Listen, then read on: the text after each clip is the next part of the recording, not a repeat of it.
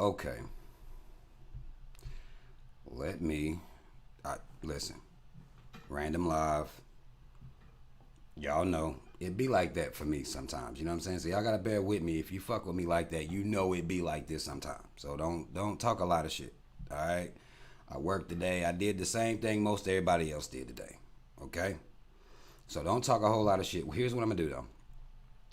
I'm gonna go share this while y'all come on in. Hold on. Let me share this real quick. Come on in. We don't want that on there. We want to share this out really quickly. Not gonna take us long. We gonna jump right on in here. We're not gonna waste a whole lot of time. I'm not gonna give people no whole lot of time to get in here or anything like that.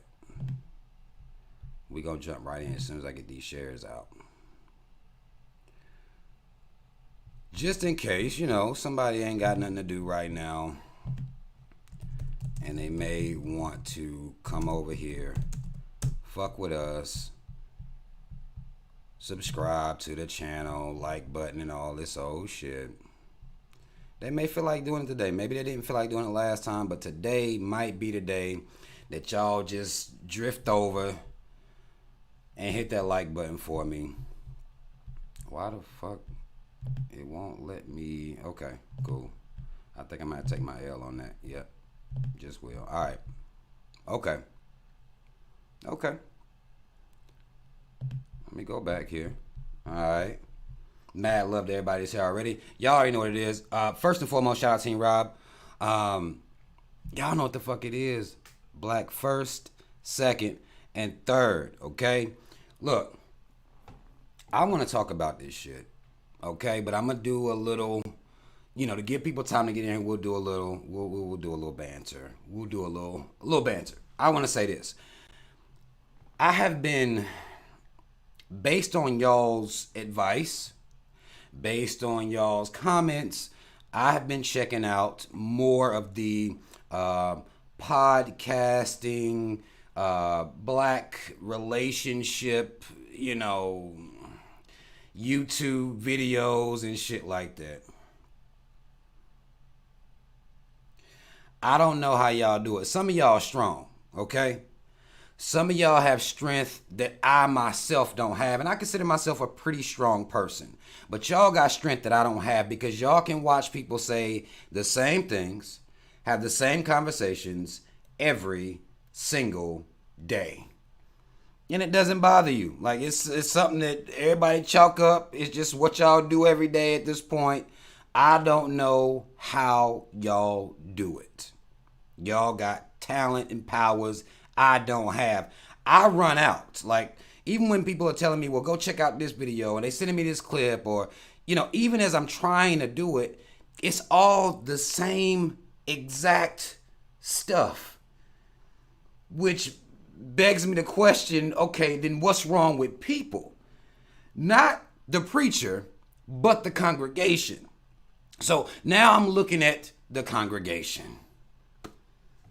And I'm looking and I'm trying to figure out, okay, this is deep to y'all? Like, this is, people be acting like it be some real life, heavy information being shared over these podcasts, interviews, and things of that nature.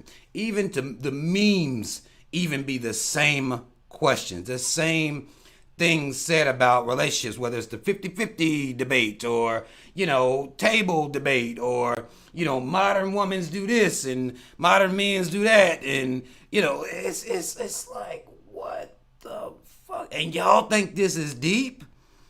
These people be having, hundreds of thousands of subscribers. They'll sit women on panels and just berate them, ask them trap questions to make them sound dumb. And then, I guess follow up on the idiocy of the answering of the question. And this is entertainment to people. I'm going to lose this. I already know. See, and I remember asking the question to people like, do y'all believe I could just stop driving trucks and do YouTube full time? I know now I can't. Like, even if I thought I could, I know now that I cannot. The things that entertain people, I'm not built for it. I'm not built to do it day in, day out, hating each other, all over the internet, through in real life, in comments. I don't know how y'all do it, but here's what I have been seeing though, because I've been watching. Even though I don't know how y'all take it, I don't know how y'all do it day in, day out. I don't know how y'all be, just, I don't know how y'all do that. But I've been looking around, and here's what I'm noticing. Here's what I'm noticing. This would be Black Manosphere. Some of these guys are changing their tune. Now, I've been going in about the coon mentality, the mindset that black people have, that we have a tendency to worship, seek validation from, and want to be just like the caves, to the point where pretty much all these guys that I hear that talk relationships are coons. Okay, let me just make sure that that's very clear. But now I'm seeing a slight, based on this just cavey things debacle, okay? Based on that situation, I'm seeing some of these guys changing their tune. These are the same motherfuckers that was talking shit about me and, wanting to either talk shit about my, trying to talk shit about my personal life and basically trying to downplay my intellectual property.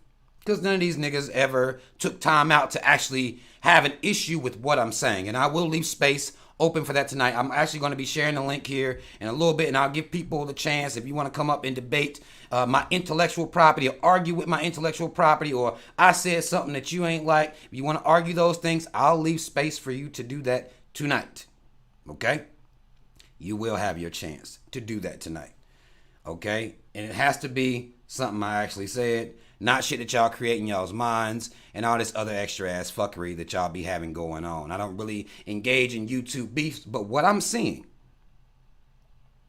is that now these same motherfuckers are trying to call out how much of a coon some of these black guys that are in the manosphere, how much of a coon they are.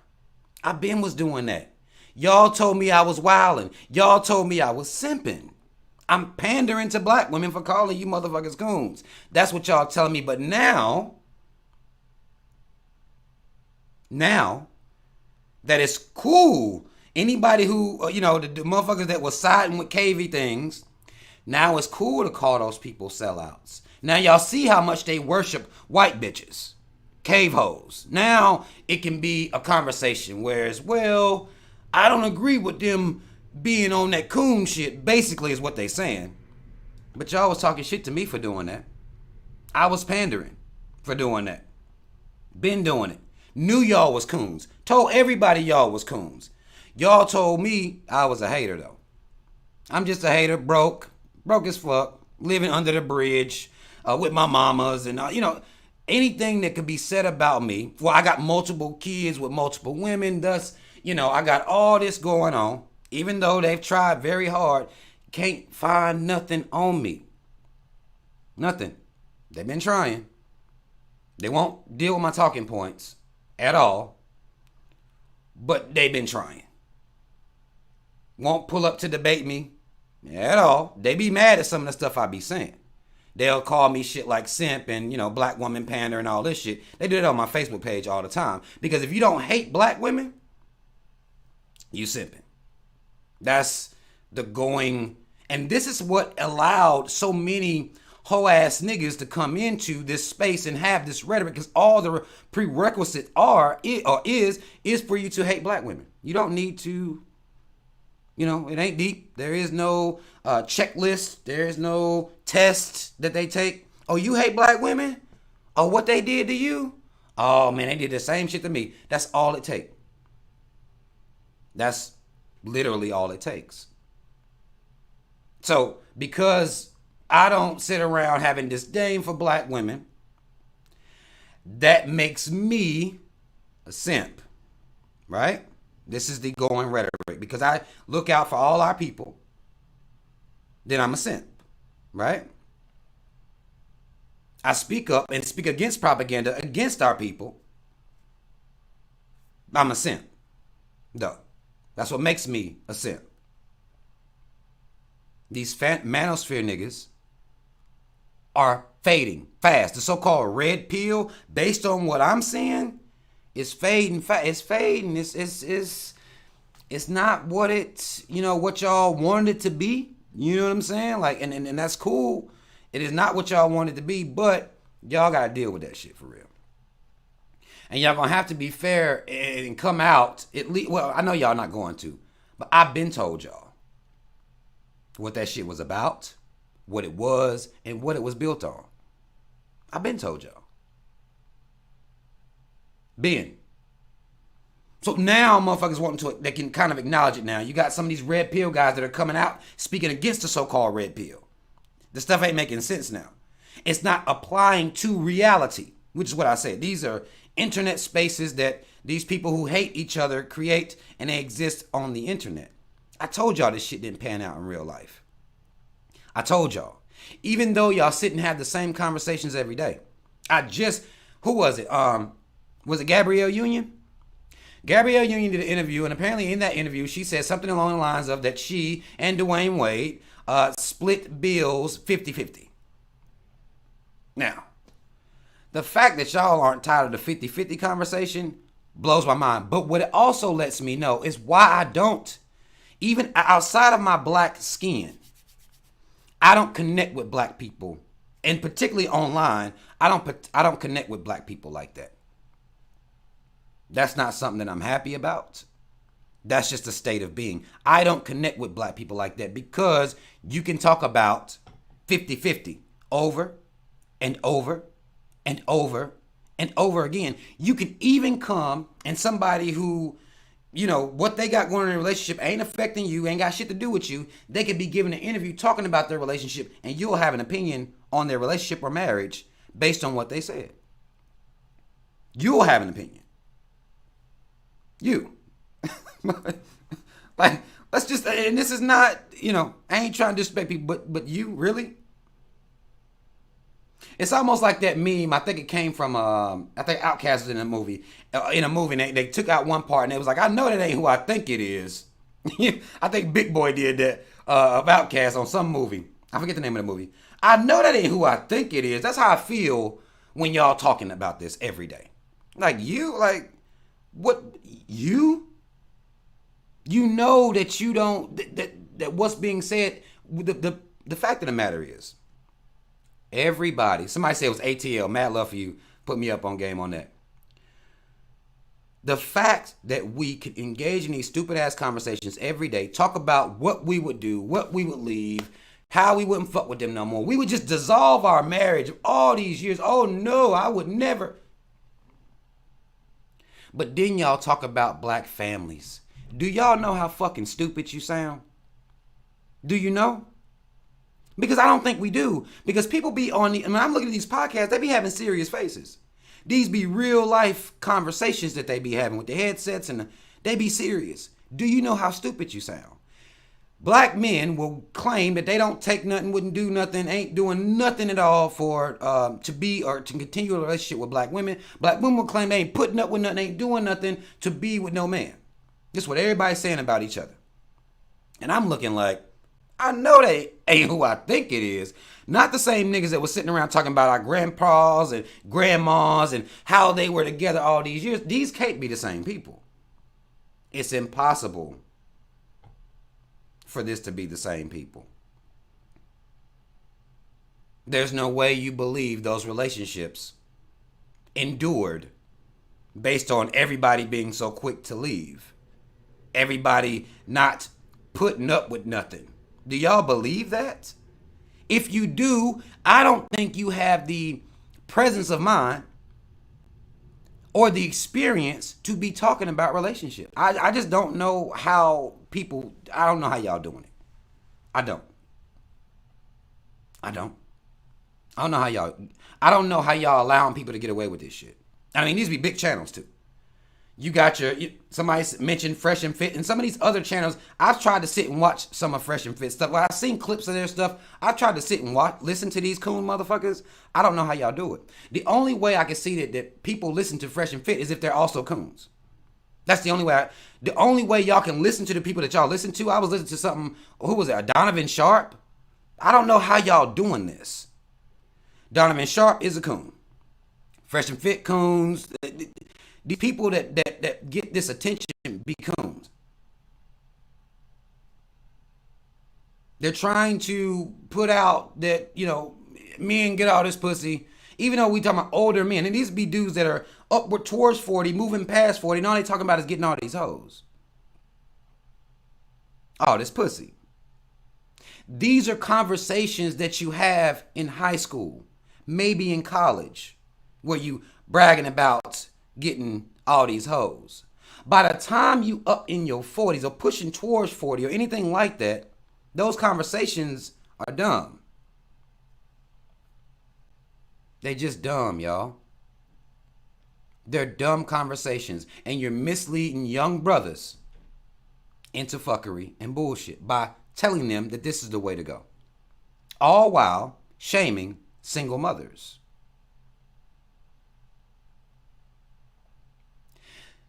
Single mothers just happen to be created in situations where the men are looking at these women as just sexual objects. That's how this happens.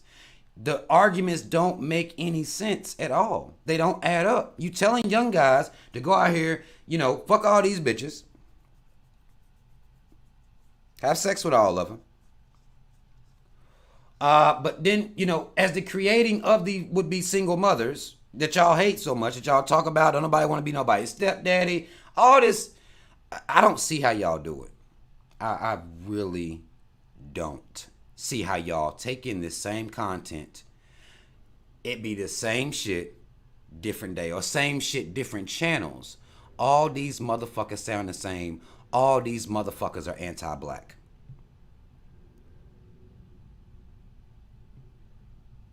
Anti-black. That's what this is. A whole lot of anti-black shit that y'all will try to pass off as, well, they care about the black family. No. No, they don't. Or they would be telling you niggas to stop cooning. That's the only thing that's going to make our family strong, is if y'all stop cooning. That's all that's going, ain't nothing else going to do it. Y'all can, you can go get your bread up, I done told y'all, this is my line. This is my bottom line. I'm going to stay on this. I don't care who don't like it. The only thing that's going to make black families, one, exist, two, survive, is the pride that we must find in our black identity. We hate ourselves so much. I'm seeing videos. Now that we're talking about, Ja Morant. Y'all know that Ja Morant is a basketball player who has some affection with guns, but what black people have decided to do is take this chance to again blame hip hop and rap music for his behavior, his actions. Black people don't understand the disservice that we do ourselves with the things that we say, with the things that we blame our actions on. Rap music, hip hop music is influencing Ja Morant to wield a gun on a live stream and facing getting suspended for half a season. What black people will say is, well, that music causes people to do stupid shit. Now, I listen to the same music. I'm not dumb, though. I'm not dumb enough to put myself in dumb situations that would cause me to get fucked up. I'm not dumb like that. But we will turn to our music and blame the music for violence. This is how I know a lot of these people y'all say be street niggas. Y'all don't know no real street niggas. Y'all just be talking.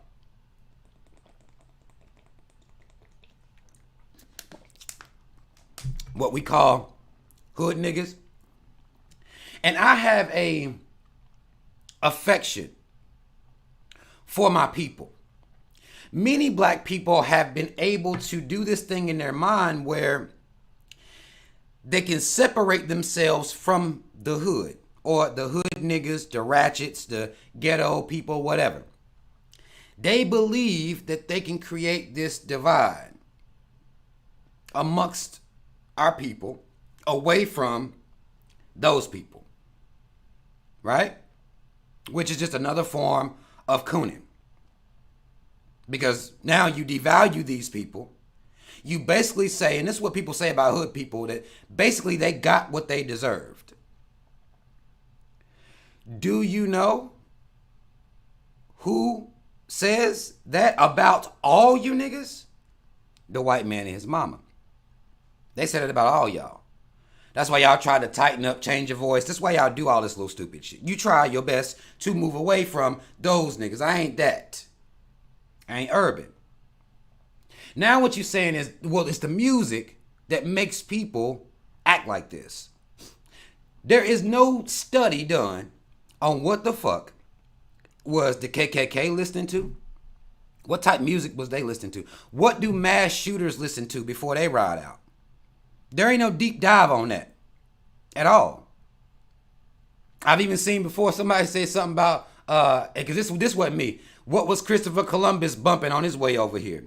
And really, if you study history, if you look at how this shit worked, y'all know you see old war scenes. And you'll have the motherfuckers beating the drums. These are dumb motherfuckers. There's no way that my job is to play the drum while everybody else got guns. I don't even understand. Again, patriotism is something that eludes me. I don't get it. I don't understand it. And I never will. They were killing each other to the drums. Da-da-dum, da-da-dum, da-da-dum. It don't matter. It don't matter. Black people, though, will take on the metric, because when the people have been oppressed so bad and when the image of them has been controlled by their oppressor, they will then start spewing the rhetoric of their oppressor about themselves and don't even realize what they're doing to the whole group. Black rap music. There was only for a second, I remember, there was a second that the Caves entertained that Marilyn Manson and some of that form of rock and roll music, that grunge, was responsible for violence. It happened just like that, and it went away. Some of y'all may not remember that. I was here. They did it for that long. Oh, that, some of that Ozzy Osbourne, they biting heads off of bats and smashing guitars. This is affecting these white kids' behavior. That shit happened on a Tuesday. It was over by Thursday. Because they are not going to blanket statement and say something that ridiculous about themselves. They can make all the war movies, the crime movies, the violence in the movies, but we never connect that to a serial killer. And we know who most serial killers are. What are rapists listening to on their way? I knew niggas where I came from that would run up on somebody that they would deem their enemy. Again, this is coon behavior, to just deem another black man your enemy based on his colors, but they would ride up to Luther Vandross. They could be playing the OJs. It didn't matter at all in any type of way what they rode to, or in silence. Just the sounds of guns cocking. Black people will take on this narrative. Now, John Morant listened to NBA Youngboy, which that means John Morant is slow. The correlation is so simple to me. Like, John Morant listens to NBA Youngboy. Oh, that's what my mind does. Oh, okay. This a dumb nigga. Oh, okay. Because any black person that can entertain an NBA Youngboy is dumb. So automatically, he's dumb by just listening to NBA Youngboy at all. This is not based on what he's saying in the music. It's the way the music sounds to me. I can't get into it. I'm a grown-ass man. NBA Youngboy fans are slow.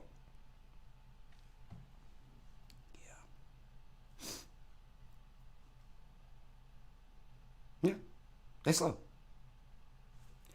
So the fact that he could even listen to that, not even a genre of music, the fact that he can listen to NBA Youngboy means he gonna be a little, you know what I'm saying?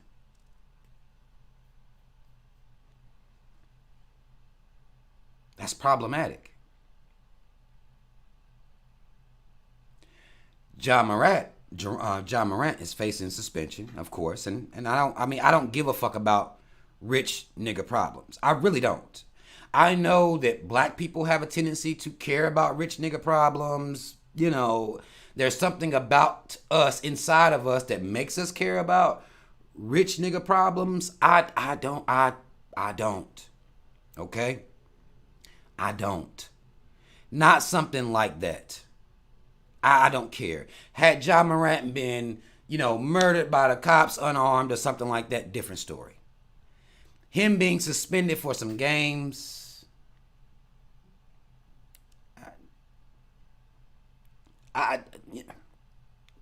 you know what I'm saying?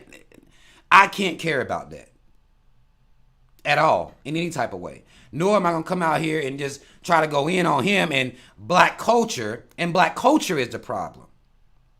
This is what niggas will say. Black people, you don't have a culture. Stop saying that.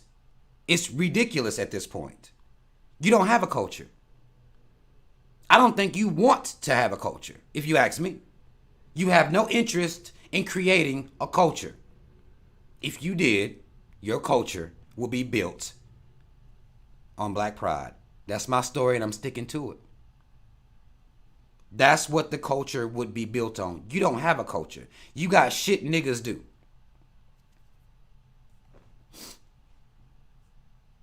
That's how you treat your culture. Shit niggas do. Shit niggas can do.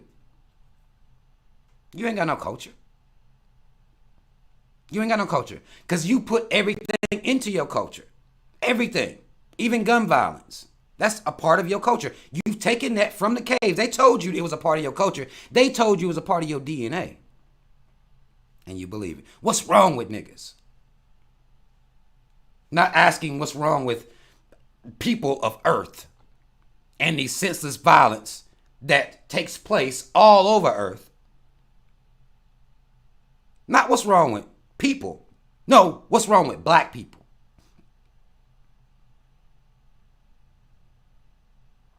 That's what we've done to ourselves. They did it to you first. They told you something was wrong with you. They told you you was born predisposed to violence. Because for them, they'll do nature versus nurture for themselves. That's psychology, which has been used to be racist against you since they created psychology. But they'll do nature versus nurture. And the argument suggests that your nature is your DNA, what you made of, your blood, your mom and daddy's DNA coming together, mixing to make you. That's your nature. That's what they will deem your nature. Nurture is the environment in which you come up. For them, they will juxtapose these things. For you, they say it's your nature to be violent, criminal, poor, unkempt, uncivilized, and you will turn around and say the same thing about yourself. That's how much of a self-hater you are. And you, when you say it, you think it's bars. You think when you get online and call yourself destroying a black woman, you think that's bars. When you get online and call yourself destroying black men, you think that's bars. That's how I know something wrong with y'all. Y'all think that shit is bars. To be anti yourself in one way or another is bars. Every act of violence, that's rap music, hip hop. I've been listening to hip hop for so long, and I don't listen to music and go do something based on what I'm saying. That means you are a sheep. And we don't want to deal with the sheep mentality. We'll just say it's the music. We don't want to dig deep into it because we ourselves will stop it. Well, let's just hate ourselves and we'll just ride that out. We don't deal with the sheep mentality and where that sheep mentality comes from. Don't nobody want to talk about these kids. How they're being so influenced by what's on their phone. That suicide rates is going up. Depression is going up. Anxiety going up. Y'all don't even want to talk about it. Y'all say it's TikTok. It's TikTok. That's what it is. Not the mind of the child that you're raising. You will talk about the app itself. That's what I'm talking about. And then I'll listen to these podcasts and everybody's talking about all this accountability. Oh my God. Black men and women love talking about accountability. But when it comes to our kids, no, it's the apps. It's this social media. It's the apps. It's them phones. Not who bought the phone, who paid the phone bill. No, nope, don't want to talk about that. It's the apps. Not whether you monitoring your kids' phones or not. Oh, it's the apps. Anybody that can be influenced by that aren't being fortified mentally by their parents.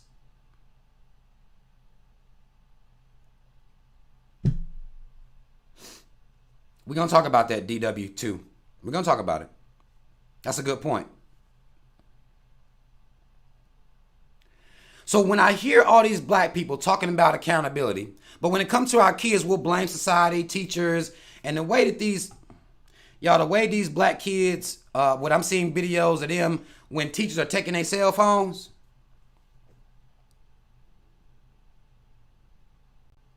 It's sad. It is sad how these kids acting about these damn phones. They don't work, so they're not paying the bills. So where they get them from? Who's relying on that phone? Because you know what you got, and when you hand your kid a phone, you ain't got to talk to him at all, really. We rely on that. Here's this. Go away. And then you wonder where all this shit come from. You wonder why our minds are so easily manipulated and so malleable to the programming. Because we're not fortifying our children. We don't want to talk to them about too much of anything. We're not fortifying them. So that way they have armor to step into a space where you got them on this phone. Where you explaining to them the fallacy of this bitch with these filters and these 4 layers of makeup. People don't look like this. You won't tell them that. Instead, they'll develop an inferiority complex within themselves, and then you'll blame the app. That's what we do. That's how we raising our kids now. No accountability. Or, like DW2 said, they'll say it's the single mother homes. Like single mothers, or in particularly single black mothers, are the only sheep and coons that exist. That's a fallacy. And anytime you hear a man talking like this, you should know at that moment that he is lying to you. He's not telling you the truth. He may be wanting to get him some views. He may be wanting to boost up his advertisements and shit like that and get money, but he's not being honest.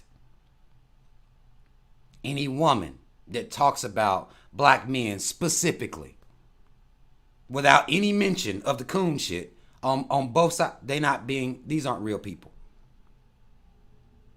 I don't care how much you like hearing people trash black mothers and fathers.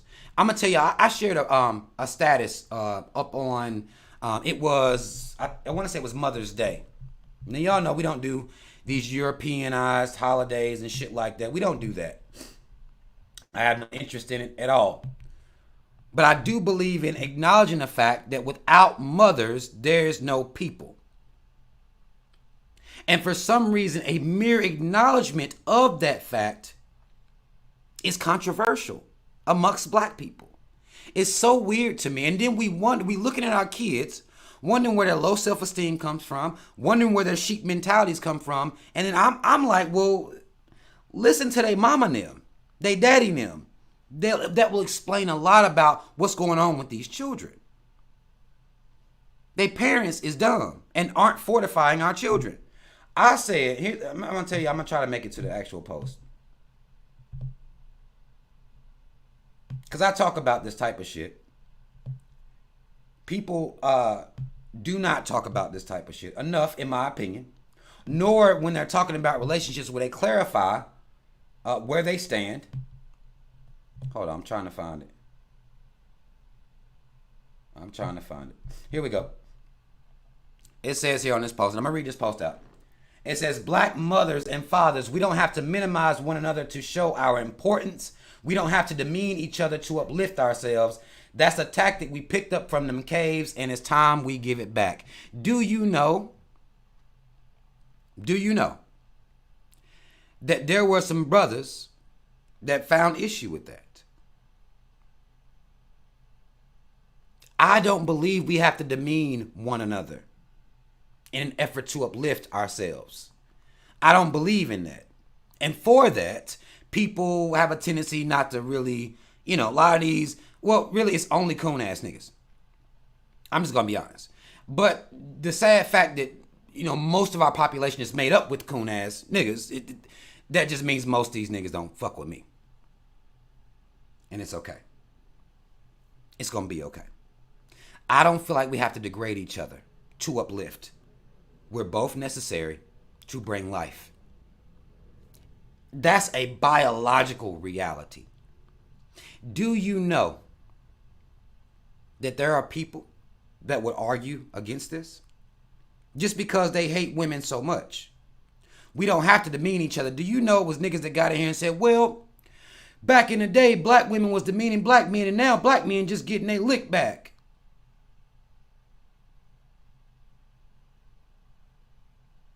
They did it to us. Like, I'm like,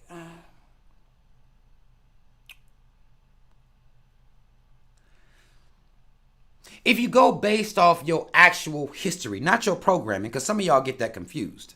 Y'all believe the things that y'all do is y'all. We have a tendency to believe that. Even if you don't believe that you're African, because we have black people now that will say, well, I'm not African. Well, even if you believe you're Native American, these are not your cultures. Black Native American tribes did not demean each other. One wasn't less important than the other. That's not your culture. That's the caves. He told his woman she wasn't worthy enough to vote. He told his woman that she couldn't own land. He told his woman that she wasn't shit, but she needed to stay in the fucking kitchen, have kids, and do nothing else with her life. That's what he said to his. You took that from him. And now you think it's bars to demean your women. White cave hoes had an issue with their men treating them that way, and thus they start speaking up. Right? You're not going to hold us back. I do have the right to vote. I gave birth to your motherfucking ass. What the fuck are you talking about? You oppressing me. Black women picked that up from the white hoes. So again, this is why I tell y'all don't have no culture. Y'all take the bullshit from them and then you come impose it on yourself and your people. That's what y'all do. That's what y'all culture is built upon.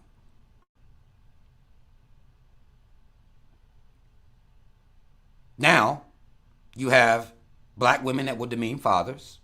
You have black men that would demean mothers. And this is them holding each other accountable. It's so weird. I'm going to tell you, I told you I was listening to these videos and shit like that. We don't know how stupid we sound when we say, well, I'm going to hold you accountable. You can't hold nobody accountable in no comment section. You can't hold nobody accountable on no podcast, on no video. I can't hold nobody accountable from here. It's impossible. The only way you can hold somebody accountable is if you have a consequence for their behavior. It's the only way. Y'all just be talking. And as long as you're speaking against each other, somebody will clap. Somebody will say that that's bars. I don't think we have to demean each other because that's not how we are. Culturally, that's not who we've been. Not in Africa. If you concede to the fact that you're from Africa. Not if you're a indigenous to America. 3Ks don't get this shit fucked up incorporated. Even if you claim you're indigenous, that's not your culture. The gender warring and infighting, that's the caves. You don't believe me, you can just look at the history of the whole thing. Y'all get everything from them.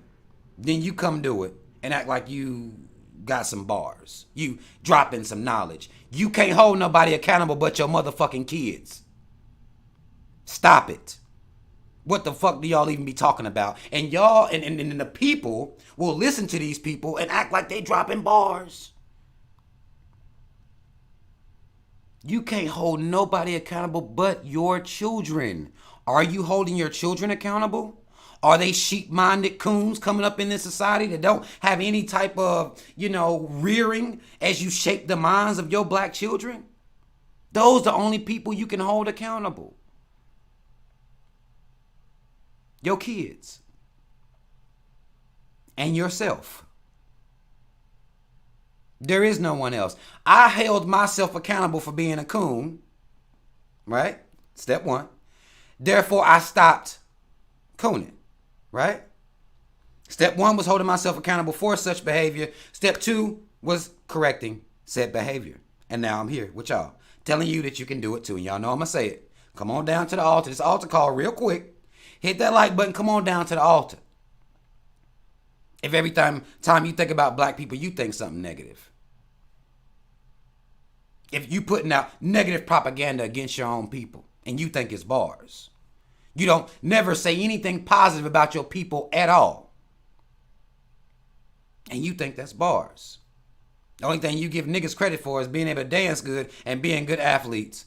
Who else did that? I see black people that will say, well, black people can dance really good and they're great athletes. Well, the caves even conceded that. They gave you that.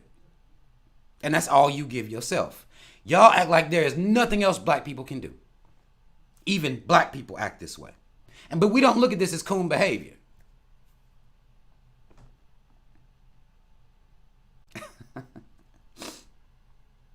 We don't look at that way.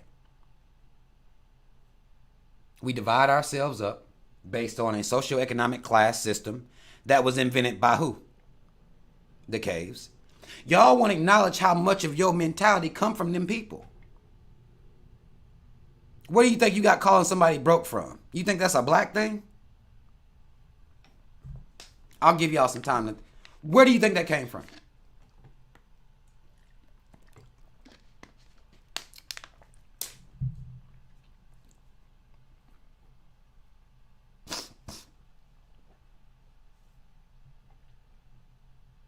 Where do you think that came from?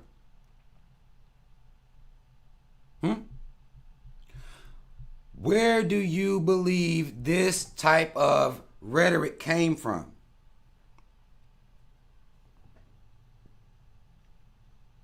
I'll give y'all some time. Go ahead, let me know.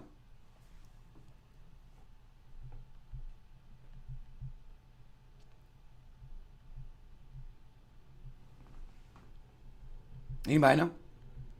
Paris said whoever created money.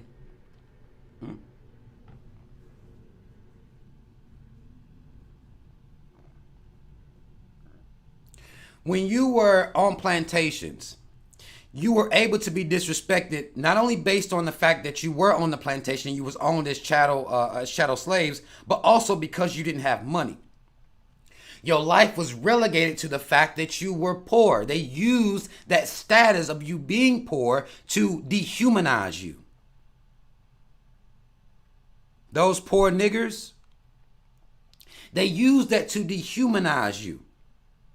Now, of course, black people are innovative in a way where we are creative with language. But the idea of calling somebody else broke came from the dehumanizing of people who didn't have money. And that came straight from the caves. Came straight from them. Y'all do so much of what y'all do comes from them people. But you won't acknowledge it though. You won't even acknowledge that you be out here cooning, right? Let me get to some of y'all's comments. We're going to have an interactive session here tonight. Let me get into some of y'all's comments. I'm seeing y'all making some really good, great comments, and I appreciate that. Let me see what God is talking about. Let's see what God is. What's up, Goddess? Goddess Ayana says, a brother told me on a live a couple of days ago that majority of black women are hoes, and he said it's the facts. Wow, okay. See? You see what I'm saying? That don't even make no sense. Because I know who the original hoe is and who she has consistently been the whole time. And that's the cave. They can put out an image that they are prudish, Christian, they wait for marriage. But when it comes to sexual exploration and sexual, promiscuity, white bitches lead the league. The fact that a black man would say something like that is exactly what I'm talking about. We be cooning and we think it's bars. Why would you say that about majority of black women? And what is the criteria of what a hoe is? Really, technically, what is the criteria?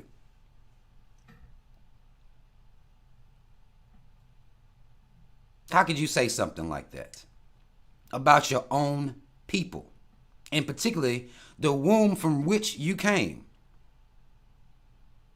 Now, if he said all humans is hoes, I would have been more inclined to be like, okay, well, that's more of a worldview. We can have that conversation as to where this so-called hoishness came from in humans, and the fact that monogamy is a struggle for humans. We can agree to that, right? We can have that conversation. But to single out black people, because this is what y'all do, and you don't notice how detrimental this is against your own people, you'll single out your people and make you the worst. You make you the worst thing on earth. Where'd you get that from?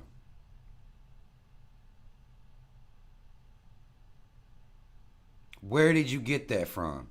They use their psychology, their sciences, their even their medicine to prove that you are the worst thing on earth. You are criminal. Your behavior is criminal. Where the fuck do you think? Where do you think brothels? Who you think was in them brothels? Call girls. Or whatever, prostitutes and shit like that. The fact that people don't even know any history, what they do is listen to these podcasts, listen to these men hate black women, and then they will carry on the same rhetoric. That's what they do. That's what they do. If black women, and particularly they be talking about American black women, is such hoes, then why are passport bros, these coon ass niggas, saying that they can go overseas with a 20 and get any woman they want of other nationalities, but they don't fuck with black women? But for $5 and some change, we'll say 5 and some change, they can take that and go overseas and buy pussy.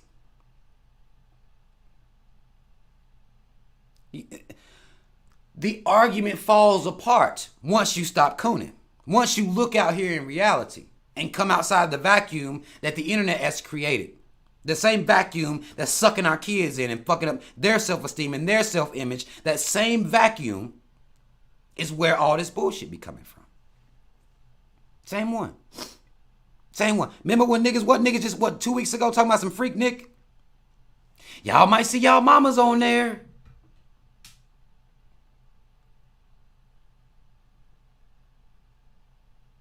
These motherfucking caves been having sex parties, and this is before it was, even before you come up with the idea of a freak or a freak Nick. If you study any type of Greco-Roman society, they would have huge sex orgies with kids. These lavish parties and balls and galas, that's what they were doing. So when you look at something like a freak Nick or something like that, they will say, oh, then look at them black women over there. They the biggest hoes in the world and shit like that. But they don't take time to study. Look at the dark ages. When I tell you these white hoes will fuck anything, I'm not even saying it to be exaggerated or to try to exaggerate the situation. No, they will. Animals and all. So anytime a black man is such a coon, and I have these coon ass niggas that will attack me, I'll have them attack me. Then they say stupid shit like this.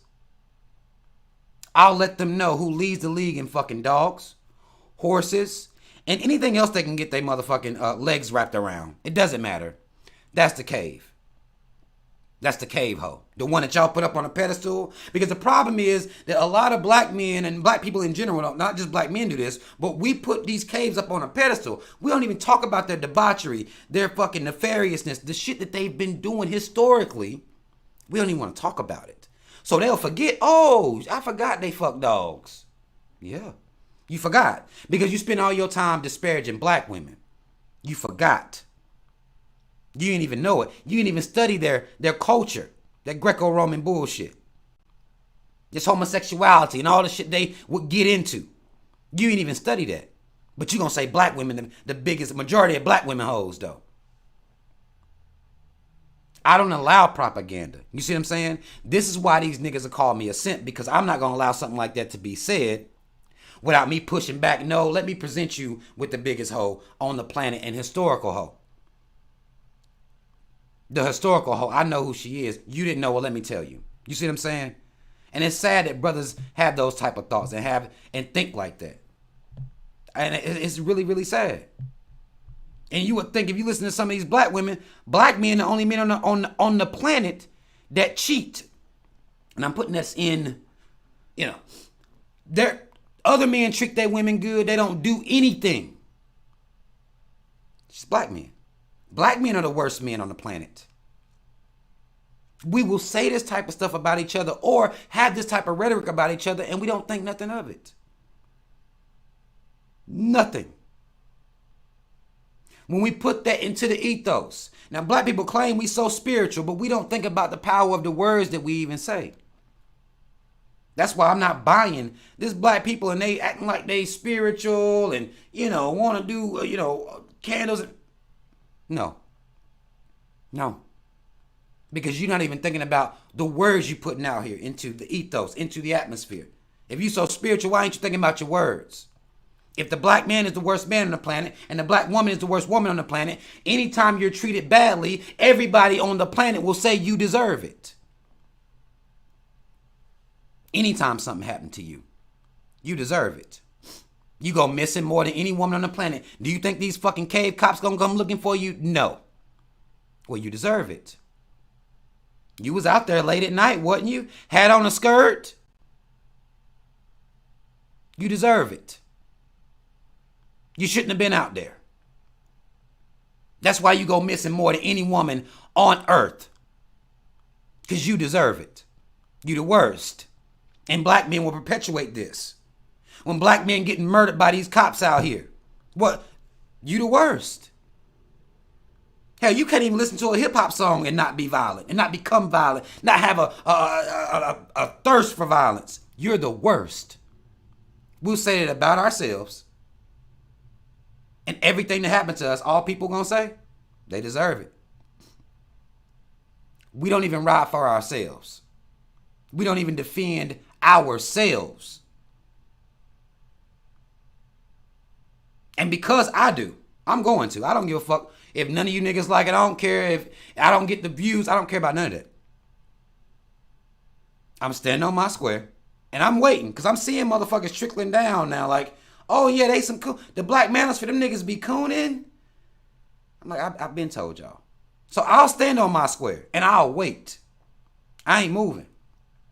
I'm not going to let y'all or let society or anybody disparage my people. Not going to do it. Not going to do it. I can't do it. I can't. I can't do that. Don't nobody want to do it. Don't nobody want to do it. At all.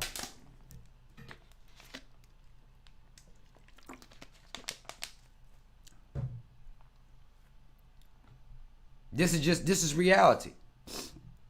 We treat each other like this. And Jay, I've been trying. I don't know. Motherfuckers don't want to hear this shit from me. And that's fine. But I've been saying this. Look at this type of shit. Here's what happens. Here's what happens. Alchemist 13 with, now notice he has an American flag here. So we know he's anti-black. I don't care how much FBA, ADOS fuckery y'all tell yourselves. When I see this flag, I automatically assume there's anti-blackness at play. I assume that. I don't give a fuck. And I'm not changing that. That's how I feel, okay?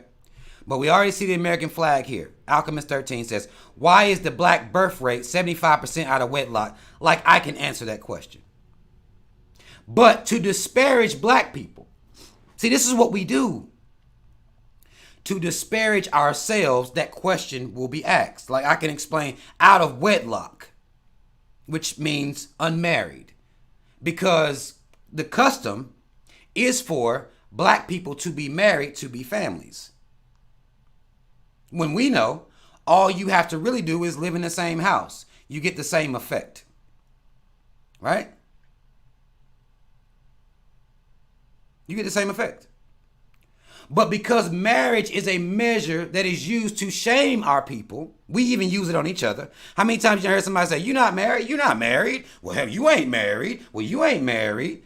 We'll use the measure that they put out here to demean ourselves. If we don't live up to the standards in which they set, the practices and the customs in which they set, we demean ourselves with this. That's what we do. That's how we treat ourselves. Now, I don't know whether this is a black man or cave. I don't know. But I see the American flag, and whether they black or not, they're anti-black. Anyway, this is not a question I can answer at all. That's just something that is used to shame black people, to make us seem like something is defective in us. And there is, but there ain't no stat for that. And that's that we're self-hating, white worshiping coons. Ain't no stat for that, though. Ain't no stat. Nothing. There is no stat for that at all. Oh, this man says he's a black man. Okay, well, you're a black man. And, okay. A black man in Boston, Massachusetts. Okay. So a black man in Boston, Massachusetts want to ask me, why did 75% of black children are born out of wedlock? When at one point, we couldn't even be married. Now it's used as something that we couldn't. Now we could jump the broom.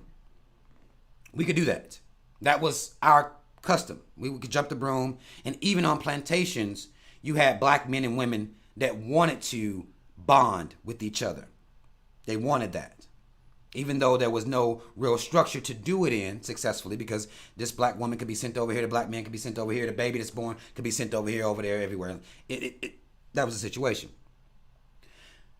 Our custom didn't have anything to do with the state, marriage licenses and all this. That didn't have nothing to do with us. That wasn't us. It wasn't even allowed for us at one time.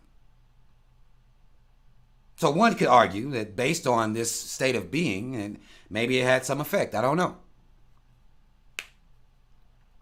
Maybe it has some effect. I don't know. But we'll use these stats to disparage each other, to make it seem like we're defective. It's almost similar to, remember when Bill Cosby, with his old coon ass, did that pound cake speech, that respectability politics? We just pull your pants up and twist your hat around and talk right, and racism will, it will fade away if you just act better. A cop can kill you because you stole a piece of pound cake. I just saw an article about a black man being killed by a security guard, I believe at a CVS, for stealing $14 worth of merchandise. That black person, or the black person that was doing the stealing, was killed. This is the same argument Bill Cosby gave in his pound cake speech. And I came out and called Bill Cosby a coon then. This is before I even had a full grasp of all the cave holes he was lining his life up with. But this respectability politics, we think we're dropping bars. We think we're being honest and truthful. Black people, we need to change our customs. Act more white, and they'll stop treating you like this. This is what we've been saying to ourselves since integration. And I shared a post on my page the other day that talked about how integration affected the minds of our people. It's one of the worst things that happened to black people because of the mindset we took in. We wanted to be like them, dress like them, hair like them, everything about us, them, with a little more seasoning. Niggas. We season our food, okay, with a little more Lowry's on it. So white with Lowry's, basically. And this is the brag for niggas. Like, it's the brag for black folk. Like, yeah, I act, like them. I take all my culture and customs from them people with a little Lowry's. I got a little Lowry's on my. They don't season their food. You know how they is. Them white folk don't season. You act just like them, though, with a little Lowry's. And I see you. You're not fooling me. I see you. I see how you talk about yourself. I see how you talk about your people. And as we talking about ourselves and our people like this all day online, we know our kids on these phones, what do they see? Well, this is normalizing of this behavior right here on this screen in front of everybody. Now, I know you niggas is coons. I teach my children that you niggas is coons. Everybody ain't getting that lesson. So what your kids gonna see, the depiction of what grown people act like, is a bunch of motherfuckers on here talking about accountability and tables and 50-50. And how, I don't need you. Well, hell, I don't need you either. This is your kids see, and you doing that. That ain't the white media. No, that's you. Those are the topics of conversation that we have amongst ourselves. We understand how influential these phones can be on our kids' minds because y'all raising a bunch of fucking sheep out here. So because they can be that influential, what our kids see is us going back and forth like this. I don't need you. I don't need you either, bitch.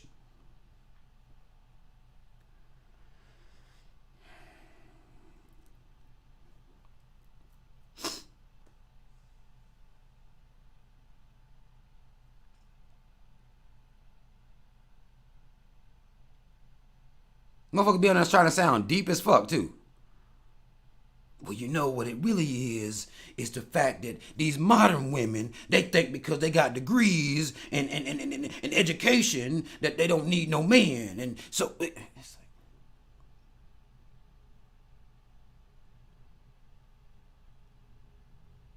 this is all y'all gonna say every day? Every day. Well, these modern women's, they sitting around thinking because they got a BMW that they don't need no man. Don't no man want no woman that don't need him.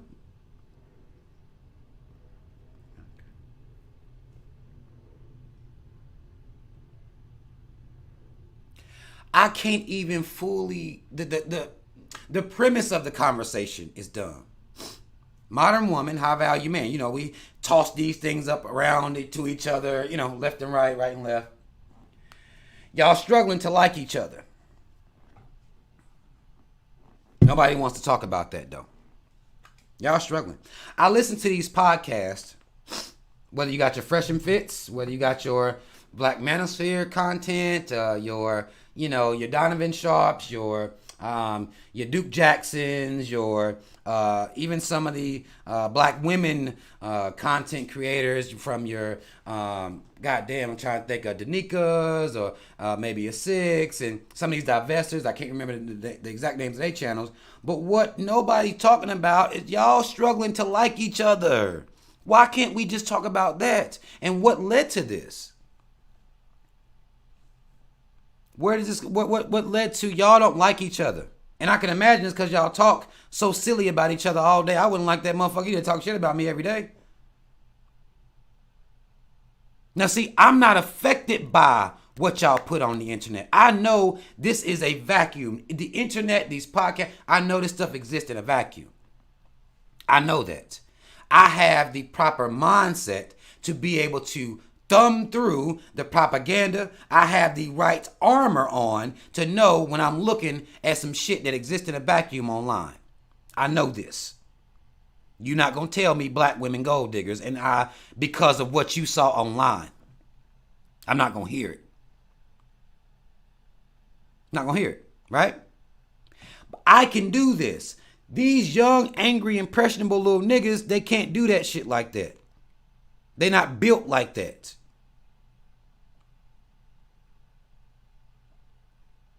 Oh, and we know Fresh and Fit. We know Fresh and Fit. Them is cool, like, bro. Them is coons. Them is coons. We understand that, that actually some of the stuff that these guys, when they get these women on there, I don't know whether it's scripted. I don't know whether it's not, like, I don't know whether it's real. You know what I'm saying?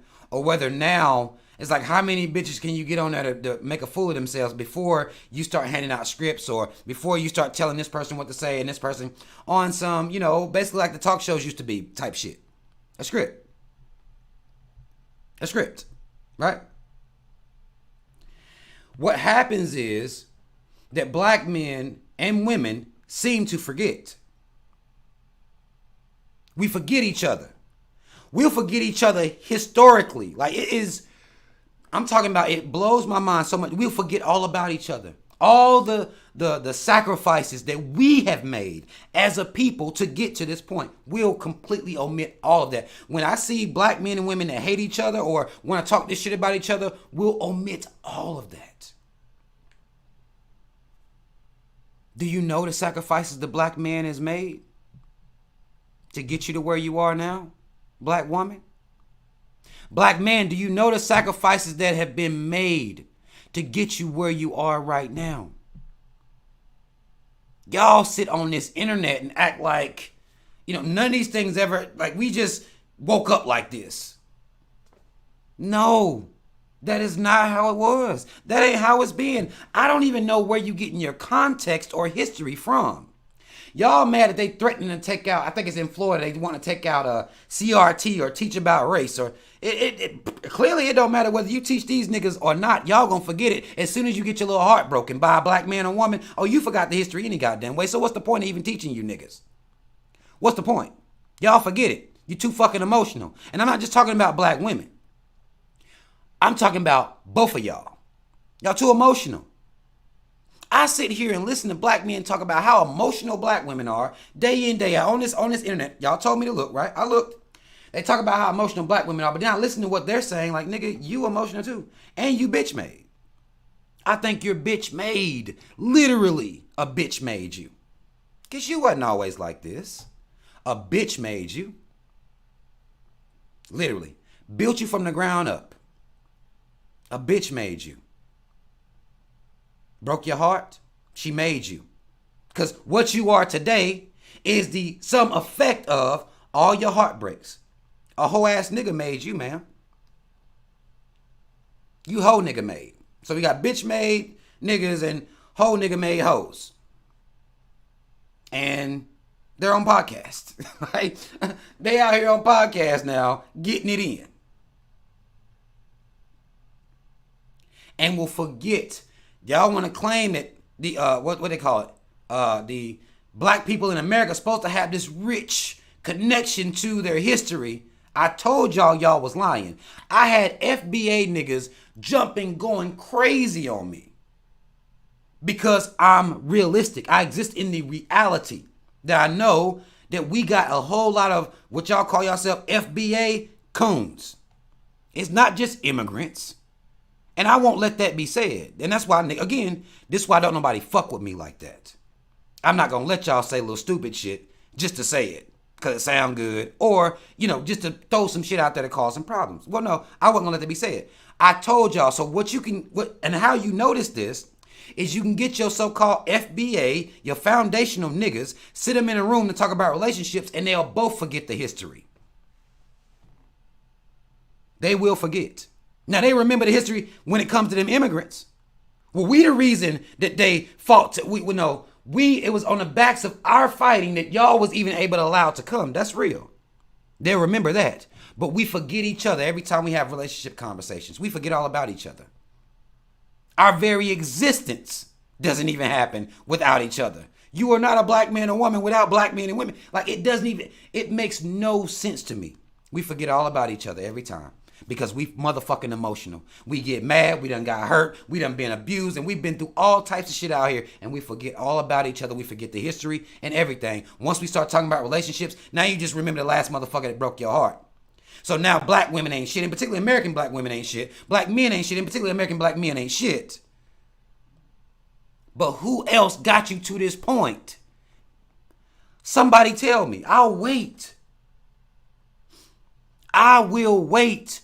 Who else got you to this point? Who the fuck been fighting by you, by your side? Who else was it? Passport bitches? No. They didn't see a problem over here and decided, you know what, I need to get to America to help my people out. That did not happen. It's never happened historically. We forget about each other every time we talk about relationships because y'all can't see past your heartbreak. Y'all both emotional. And y'all ain't worth a fuck. I'm just going to tell you. I've been listening to this shit. Y'all ain't worth a damn. You not worth a damn. And that's with love. Okay? Understand the reason I say you're not worth a damn is because you're not steeped. You're not rooted in this. That's why you forget each other. Because y'all shit ain't got nothing to do with this. Nothing. See that? Your shit ain't got nothing to do with that. Your shit is built on the experience you have with individual black people. Maybe they laughed at you when you was in school. Maybe you was robbed by one of them. Maybe one of them left you a single mom, don't want to take care of his kid. He a deadbeat ass nigga. Maybe your baby mama don't want to let you see your kid or some shit like that. So you are a sum of that. Emotionalism. That's what it is. That's all it is. You a sum of that. Well, black women was talking about us in magazines and on TV shows. They had all them years in the 90s. They're sitting around on Sally Jesse Raphael talking shit about black men. Now we getting our revenge.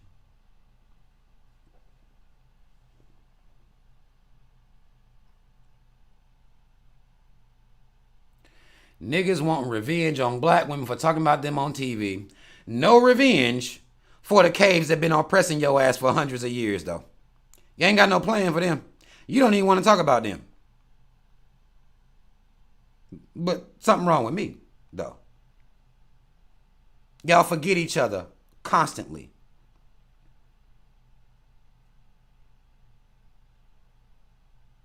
You see what they had said about black men? You see them, don't you? Black men, like you. How can y'all listen to people that tell you they're masculinity coaches,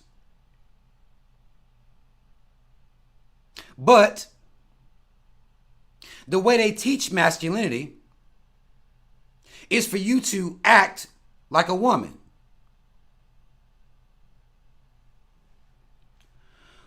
For years and years and years, it's been a known fact that women are emotional creatures. Therefore, they may yap off at the mouth, right? Can we acknowledge this? Women might be a little fucking yappy. But now in this new era of the podcast, what are you noticing black men doing? And I thought this was a female trait. I thought this was a feminine trait. Just yapping at the motherfucking mouth. I'm hurt. Oh, I'm hurt. I'm hurt. I've been hurt. So now I'm being told, now the masculine coaches are teaching men to be like women. And ain't nobody looking around like, wait a minute, we not supposed to. Because I was taught you wasn't supposed to.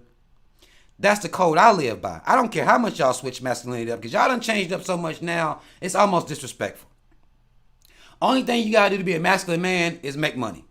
According to, some of this shit that I hear. High value, make money. Cool. I don't live by these rules. I don't. At all. Because these niggas just be. Like, it's like, what, indeed? What? I thought this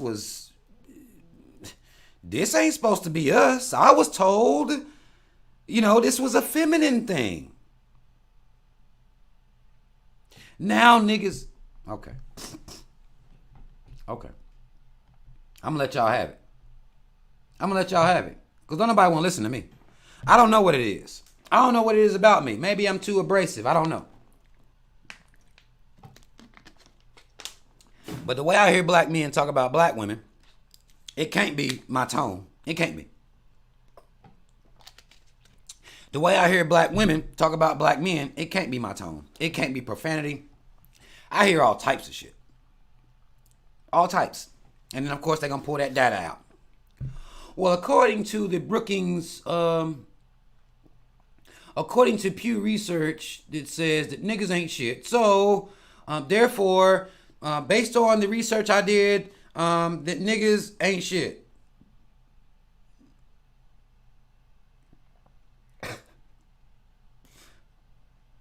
Okay. And if you look at the data, man, what you will see, if you really read the data and break the data down, what you'll learn is that black women ain't shit. Okay, this the data. Okay. All right. So, okay. Black men ain't shit. Black women ain't shit.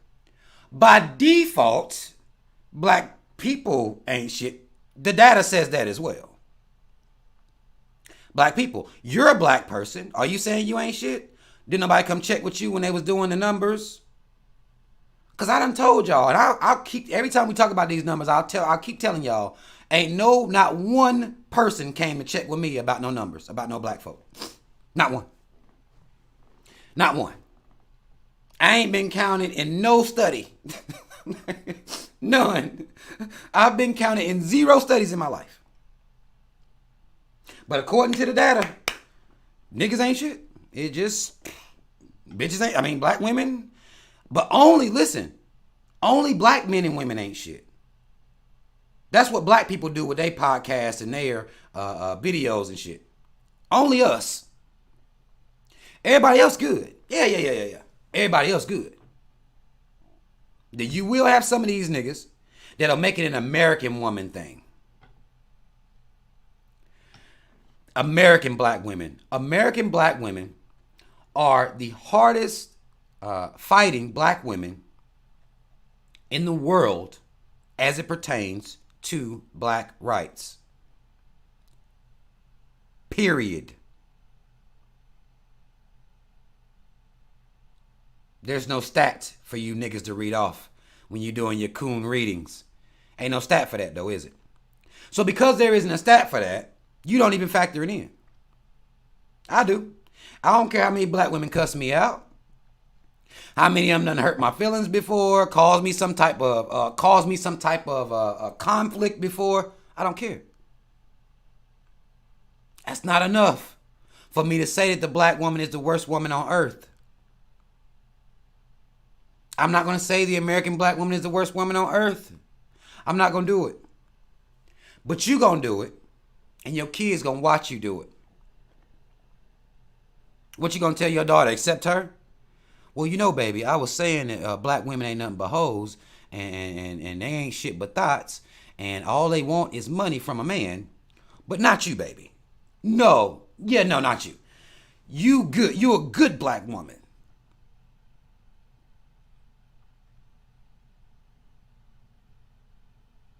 So as you exclude, how does that even work? How does this is what don't make no sense to me. And nobody sees it. And I don't understand how such large crowds are drawn to this rhetoric, this anti-black rhetoric. I don't know how we do that. Other than to say, it's coon. It's a coon programming that you have that allows you to sit and take it, because people can take it as entertainment. They be like, yeah, hell yeah, fire emojis and that's bars. I get mad. So see, this is why me and black people don't mesh. I can see some shit being said, and when I hear the coon shit, I get mad. When I hear our people, whether it be black men or black women, being singled out as the worst on the planet, I get mad. Black people, that's a word. That's how we be. That's a word. He preaching. He cooning. Y'all calling it the wrong thing. The whole world been saying that you are the worst people on the planet. It didn't require you to go to Pew Research to see that. They been told you won't shit. They been told you was the worst of the worst. They been told you was a criminal. They been told you your kids can't read. They been told you your kids can't even receive an education whatsoever. Your kids are headed to prison. They been told you that. You have a defect. You are born and bred to be violent. You ain't worth a fuck. They been told you that. Now you got niggas that will come and read stats, and their conclusion is that niggas ain't shit. Hey, God. Hold on, man. Hold on.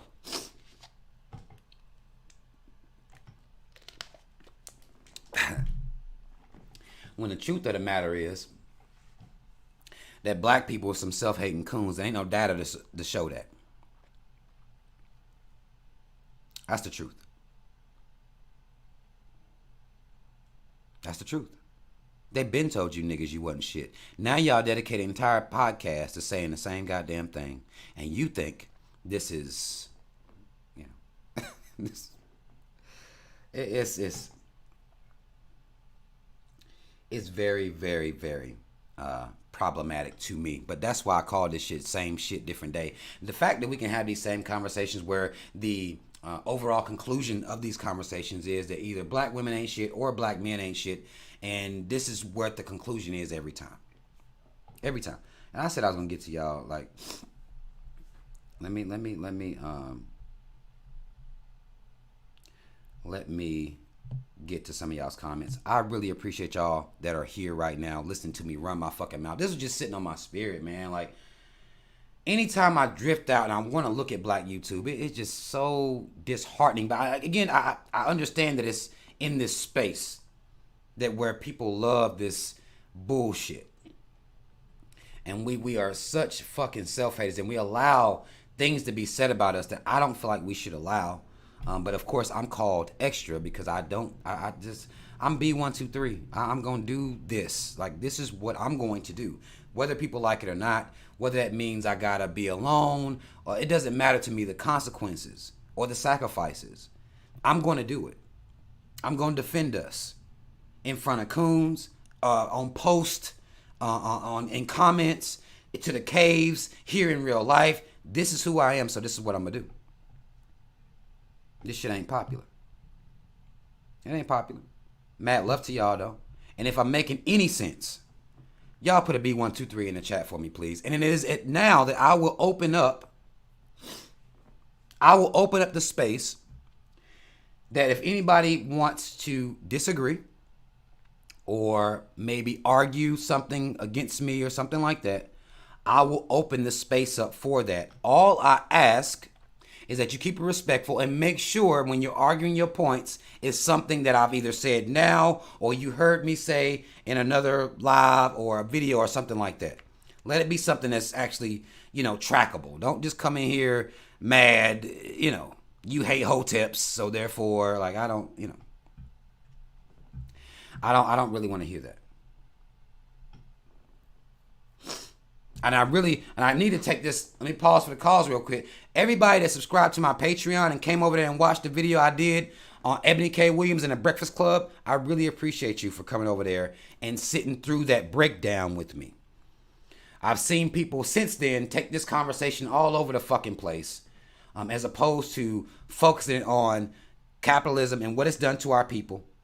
The fallacy that black capitalism is how we're going to emancipate ourselves in this system.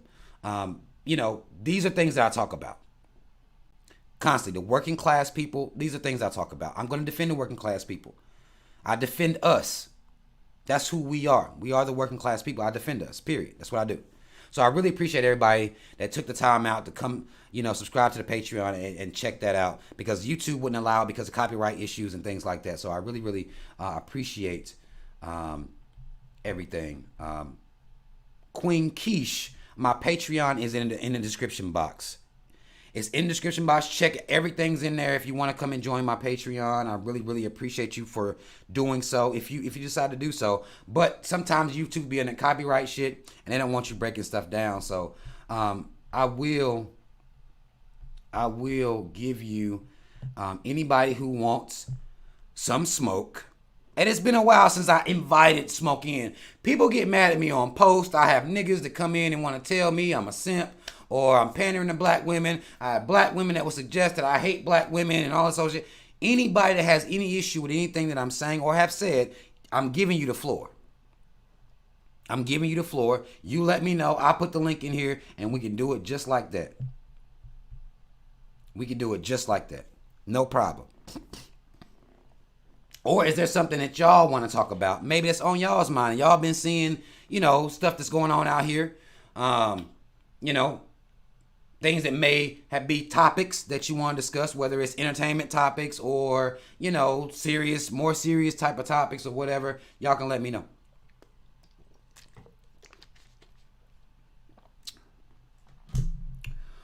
Marcia says we need to buy BET. Wasn't somebody trying to buy BET? It was some coons trying to buy BET, I thought. Wasn't it Puff, Tyler Perry, and Byron Allen?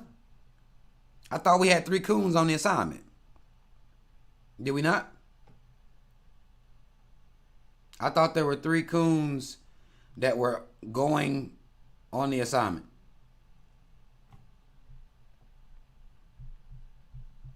Okay. This is real. Why No says, I think that you love black people to the point of delusion. Most black people are sick. Explain that to me. Explain what you mean. Because I'm the one that says 99% of black people are coons, self-hating coons. So tell me, how am I loving black people to the point of delusion? Or are you wanting a link so you can come up and explain that way? Just tell me how you want to do it. Because one thing I don't like is don't just say something. Explain what you mean. I love us to the point of delusion. I'm hard on us. So I don't, that's the first time.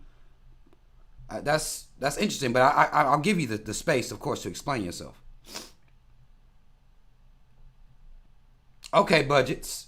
Budget says I can play the audio of a video you want to share so you don't have to worry about copyright issues. I don't think that's true. If that was the case, I'd play the audio of music and not get copyright. So that's not true, Miss Budgets.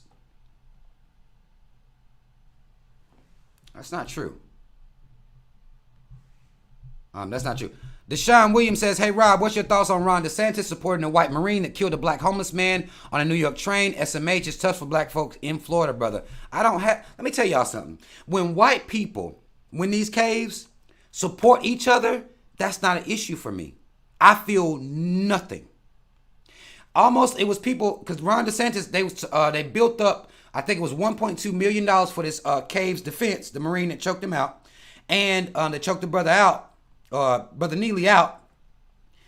They they got $1.2 million collected up. Even Kid Rock also donated to this. And then people was having a problem. Kid Rock been exposed as a racist. Ron DeSantis been exposed as a racist. So why do they behavior? Why is it something that we'll, almost like we pull it out and we be like, well, look at them, they did this. My thoughts is the cave's gonna cave. That's my thoughts. That's their culture. And because they actually have a culture, y'all claim they don't, their culture is anti-blackness. That's their culture. Period. That's been their culture. So they're staying on code with their culture. I have no issue with that. The only way I would have an issue with that is if I believed I had white friends. That's the only way this would throw me off a little bit. And even if I thought I had white friends at this point, I'm delusional anyway, right? The only way this would throw me off even slightly was if I believed that Ron DeSantis was for black people. Or if I believed that Kid Rock was for black people. You see what I'm saying? Or if I believed any of these caves are for black people. I'm on the same mindset that John Henrik Clarke was on. We have no friends. Don't nobody fuck with us. We want them to, we begging them to, but don't nobody fuck with us. Don't nobody care nothing about our life. Period. So when they do what their culture supports, I don't have an issue with that. I'm trying to figure out why black folk aren't doing the same thing. Why aren't we building a culture on this? That's my thoughts on it. And he actually, Ron DeSantis, I just saw that Ron DeSantis is putting his name in the ballot to run for president in 2024. Now, y'all know, I'm sure we're going to have some interesting conversations involving politics and the delusion that black people are still under where politics are concerned.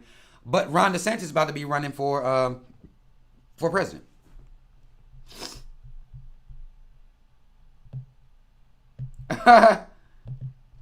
Cartel says black people do not like Kid Rock. Who the hell said black people like Kid Rock? At one time, black people was cool with Kid Rock, but I know so much now that they do that.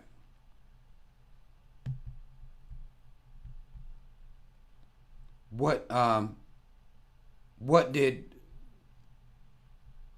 See, okay. Oh, okay. So now Cartel is saying black folk need to get the fuck out of Florida fast.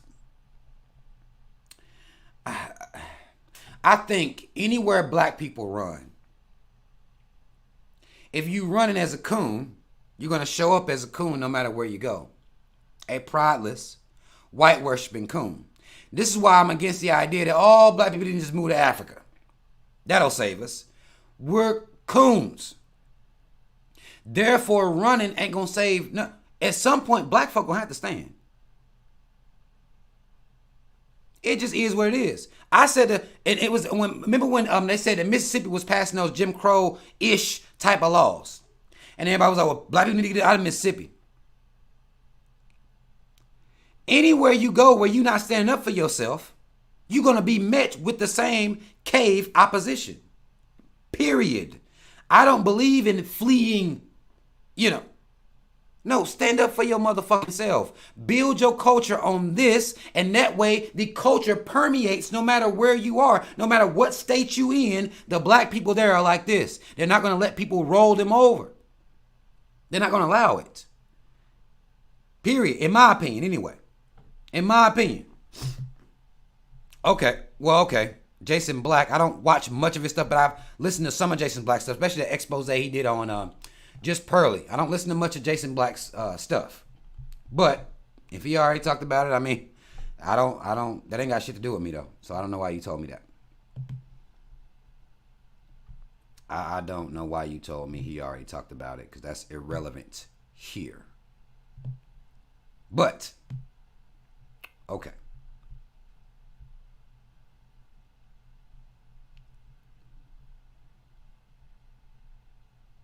I'm looking, wait, what? Paris, I don't know. Like,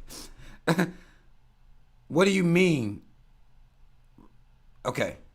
You said, can I recommend one of my videos I can show somebody? I'm looking to pay them to watch it. Whichever one I don't know.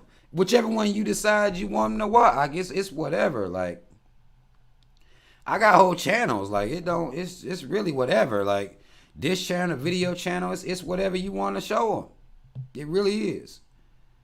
It really is whatever you want to show them. And I doubt they're going to hear this shit anyway. They're not want. Black folk ain't trying to listen to what the fuck I'm talking about.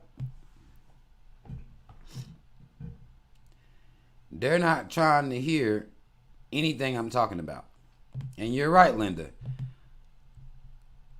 That, you can make that a fact. Linda Galloway says, I believe a lot of us have been brainwashed. Oh, we have. And that brainwashing came at the hand of our parents. That's the part that nobody want to add. We want to make it seem like white society brainwashed us. Nah, I'm not giving black people that excuse no more. It's your parents, your parents' parents, and now you to your kids. You the one brainwashing your damn kids. Your parents the one brainwash you. I'm not gonna let black folk use the white folk and the white man and his mama brainwashed us. No, I'm not letting y'all get away with that no more. At all. It's your mama. It's your daddy. And now, good chance if you got kids, it's you. That's reality. Razcast, you live in Florida. Razcast says, I hate when black people say move out of Florida. I'm from Florida, not running nowhere, staying here. There you go. Because where is there to go? Like, there ain't no safe place to go. And just because the caves make something a law, don't mean you have to abide by it. And I don't want people to take that the wrong way. But just because, for example, just because a Ron DeSantis may take CRT out of school, that don't mean you can't teach your kids that at home. It doesn't affect you in your home. You know what I'm saying? Like, we've given too much power to their laws and their customs and their morale, or their morals rather. We give too much power to it. Like somebody kicking your door in, making you program your kids. Ain't nobody doing that. Black people keep using this shit as a fucking excuse to continue to be cowards and to continue to raise cowards. That's what we do. Ain't nobody making you don't need no white man or no white cave hoe to teach your kid black racial history. You don't need that. You don't need them to do anything like that.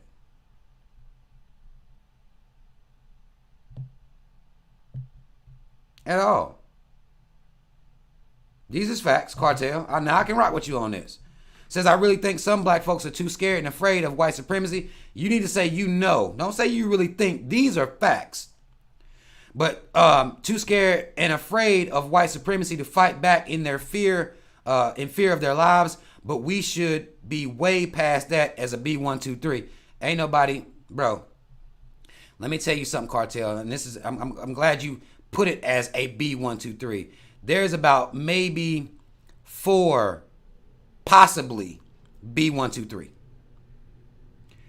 And I'm using, I'm being hyperbolic to make a point. What I'm saying is that's not a mentality that is, no, 99% of black people are coons. And what 99% of black people want to do is be able to pay their bills, drink their little Ciroc and Hennessy on the weekends or through the week or whatever, party, whatever, barbecue, whatever, eat their food, pay their bills, and call themselves taking care of their kids, which is really is just putting material on your kids and putting food in their mouth.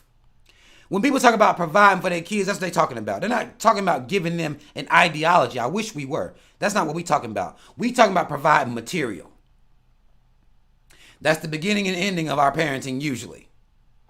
Provide material, keep them alive, We'll be security for them, keep them alive. That's the beginning and end. B123 is not out here. It's just not happening like that. Because even I'm going to tell you what's interesting, even the so-called pro-blacks and the people that people deem hoteps, I talk to some of these motherfuckers and they be coons. So even your pro-blacks are some coons. The people that claim they B1. Telling black folk to get out here and vote. You niggas don't vote enough. That's why you going through all this racism. Y'all notice every time they have an agenda, they'll say, well, it's black people's fault that they're going through the shit they're going through. And if they just do what we want them to do, which is vote in some cases, in this instance when voting season come up, was because y'all don't vote. That's why y'all going through all that racism. Not because the government is racist, the K's is racist, America, 3Ks don't get this shit fucked up incorporated. Not because it's racist in itself, at its core. It's because you niggas don't vote. It's pro-blacks that will say that. The mentality is not popular at all. Black people have a tendency to be angry about the way I think, because to think the way I think, you can't worship celebrities. Black people have a very big issue and a big problem when you tell them celebrity worship needs to die. I'm going to give y'all an example. I'll comment on posts about artists every once in a while. And every time, the last time I did it, it was with Tyler Perry. Well, no, it was a post about 50 Cent buying a movie studio or something like that. And then I said, well, Tyler Perry got a movie studio. That's not increasing the quality of his movies. He makes a bunch of low-level trash. And I stand by that. I would say it to Tyler Perry's face. It means nothing to me. Right? Do you know that the fans of Tyler Perry, black people, came in to go ham on me? I'm broke, which is what they always say. Anytime you criticize anything, they're going to come at you with you broke. And they don't know where they got that from. But to worship celebrities, regular working class black people, a lot of them, I make more money than them. But they get to call me broke because they're defending Tyler Perry and his garbage and the shit that he makes as far as movies is concerned. Because celebrity worship clouds our minds, but we are still involved in being celebrity worshiping ass people. Black people don't like hearing this shit from me. They don't like none of that. So the B123 mentality is just too, black folk ain't got time for it right now. I don't know what it would take to be or to get us in that mindset, but that's not where we are. We just want to party and bullshit. That's it. That's it. That's it. That's all. That's all we want to do.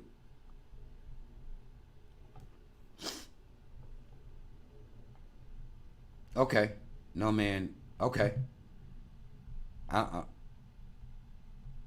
No man that's a victim is attractive to me. I don't know. Maybe you weren't talking to me, so I know why I know. I know you were supposed to be letting me know why you say I love black people to a point of delusion.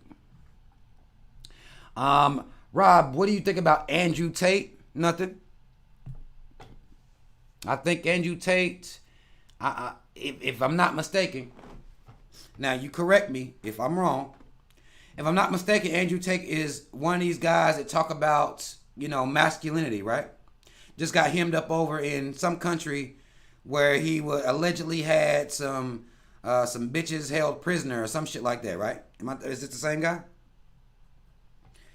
Got out recently, if I'm not mistaken. A lot of people look up to this guy. I don't think nothing about him at all. He's not pro-black. So I think it is a duty of black men in particular. Or I don't know whether Andrew Tate is fully black or not, but I do think it is a duty of black men to be pro-black.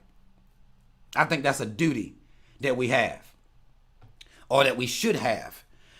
Other cultures, when we talk about men from other cultures and we get compared to men from other cultures, one thing that other cultures do have locked down is the men of that culture are going to be the enforcers of their culture. They just are. They're going to put whatever their culture is down, and they're going to enforce whatever that culture is. But because Andrew Tate, and again, I don't know whether he's black or not fully. I don't know what he is, but I don't listen to nobody that's not pro-black. So I wouldn't think much about him.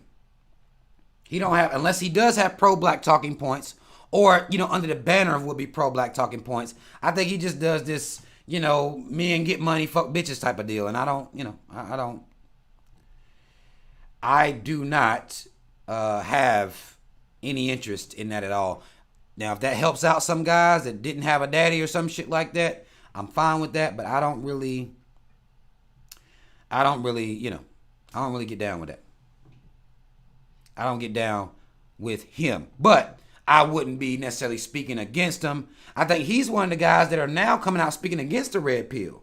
So y'all might want to keep an eye on that. Some of y'all guys that follow him and follow what he does, I think he been talking about coming out, going in about the red pill, or, talking shit about them guys and kind of exposing what they are. So you might want to keep an eye on that with that boy. For real. Real shit. Why no? Okay, meanwhile, Mexicans are building houses around the hood that black men are destroying. Truth hurts. Okay, okay. That didn't hurt me at all. Here's the problem. Because you the type of black person that want to say disparaging things about black people, and you want that to hurt black people's feelings, that didn't hurt anything. You ain't hurt shit. That's the thing. That doesn't make any sense. That truth doesn't hurt anybody at all. If Mexicans build houses, let them build houses. A lot of the Mexicans are fleeing from a country that's a little bit fucked up. A little bit fucked up in the country that they came from. So they fleeing to here. And if they moving into black areas building houses, hey, I'm not knocking them for that. That truth don't hurt nobody at all. At all. That don't hurt nobody. We good with that. Let them build their houses. Let them they build their houses. I guess, now what, I don't know.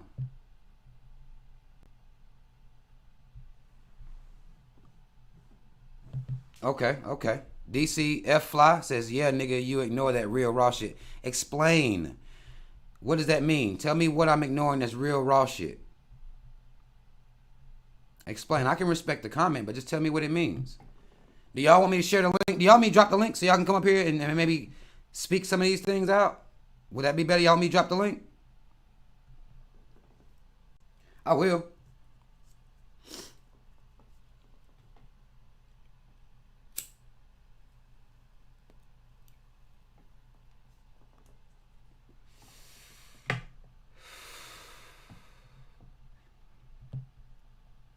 I'll drop the link if y'all want that link.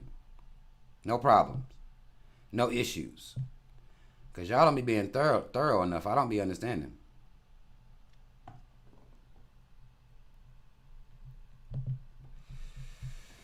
Spaz Out says, What's your take on reparations in California? I don't have a take. I don't have a take at all until them people get paid. Because from what I understand, they're not going to pay people out. They blocked the actual paying out process. What they're doing is HR 40 and reparations conversation around this country. That's what's happening to the reparations conversation. They're HR 40 it. They're saying, well, I'll come in here, I'll put a board together and study what you owed and what you should get, but we don't know if we're going to pay it out though. But we going to study it and let you know we studying it and let you know that we think you should get it. When black people start getting checks, then I have an opinion. I'm not, these ideas, it is the same shit with HR 40 and all this whole shit. I want to know when black people is getting on TikTok, because they will, putting them checks up they got from the government for reparations, then we'll have something to talk about. Up until then, I don't give a fuck what they talking about. Because they just be talking. They just be talking a lot of times. Real shit.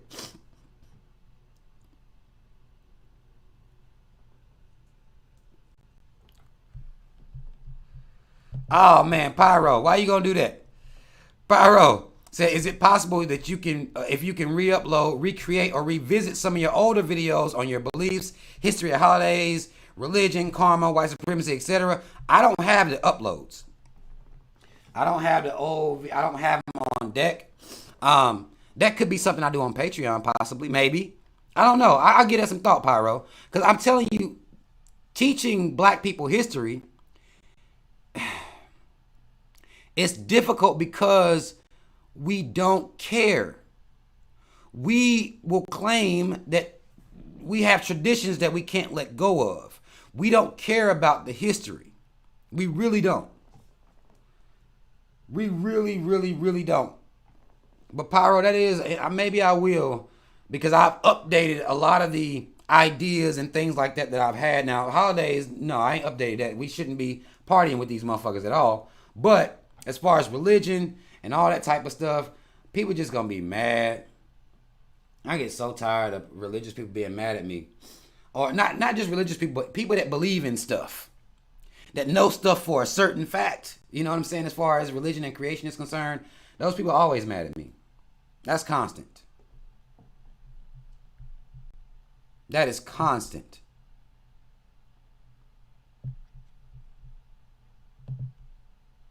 I don't know.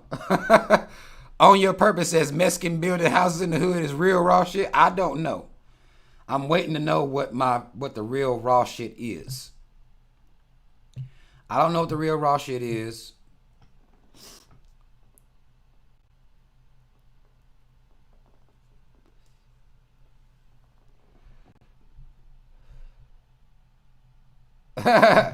Right. Iceberg Slim said Charleston White has the solution to fix the black community. Exactly. The fact that black people will actually say this shit, that's how you know where we are. Like, it's motherfuckers that are rallying behind Charleston White. You just, there's nothing. It's hard, yo. That's the type of stuff black people like. And you can't do nothing about that. You can't do nothing about that. Y'all say y'all need a nigga with the tattoo videos?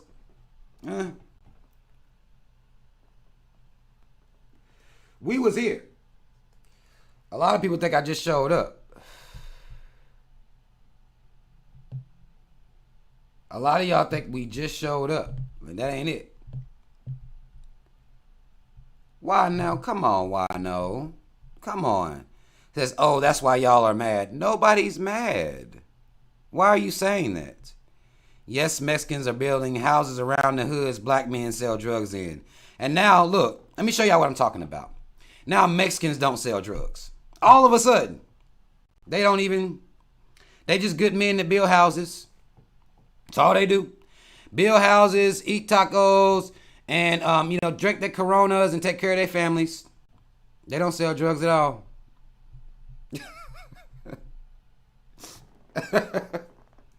It's just like, okay, hey, I'm gonna just drop the link because I don't. Let me get this off and get that off there, and what I'll do is I'll put the link up. I don't know. I'm thinking why no, maybe a black woman who may have some issues with black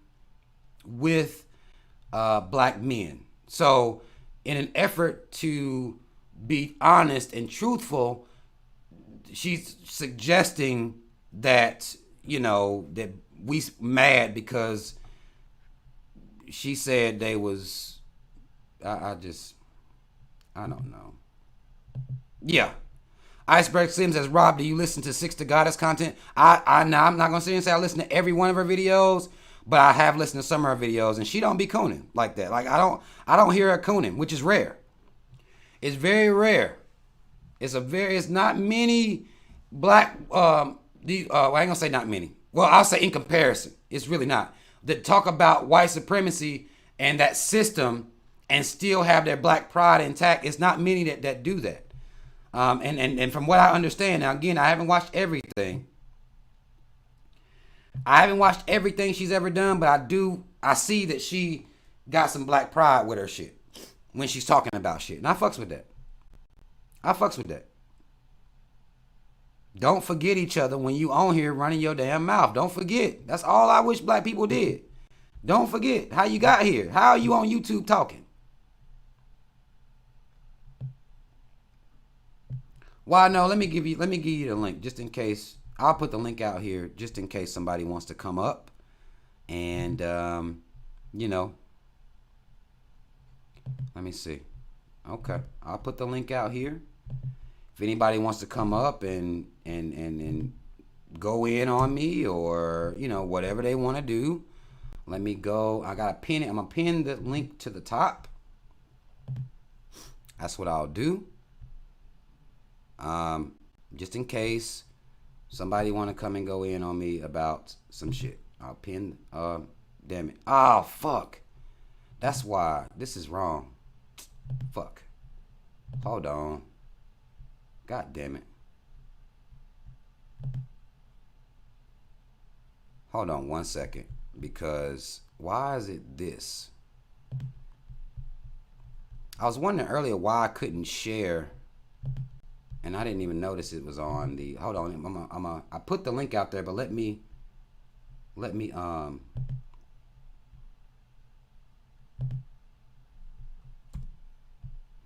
fuck. And see, this some bullshit.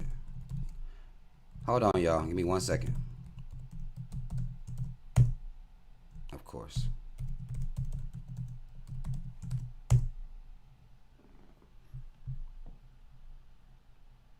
Okay.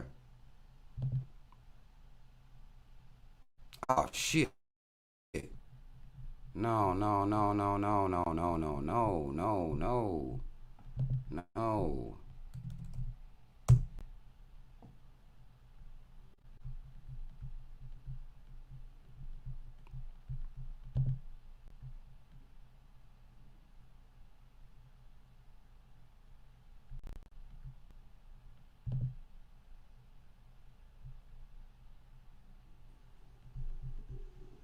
Hold on. Hold on.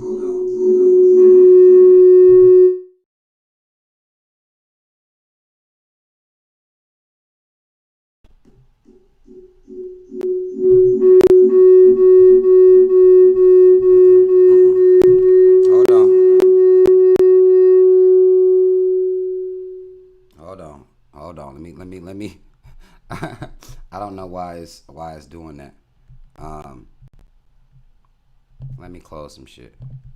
Can y'all still even see and hear me? Let me go down here. I'm gonna have to. Okay, that's why.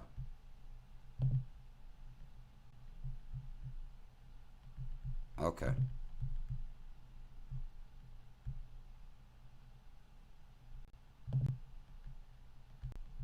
Okay.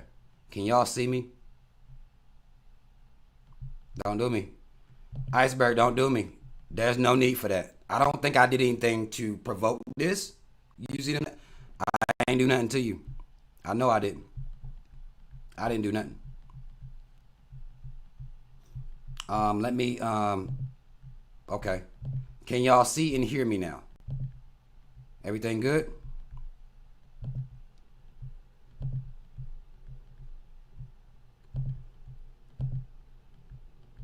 Okay. Okay. Let me put this link here. Anybody want to come and, you know, get it in, or, you know, talk your shit, or, you know, whatever the fuck you want to do.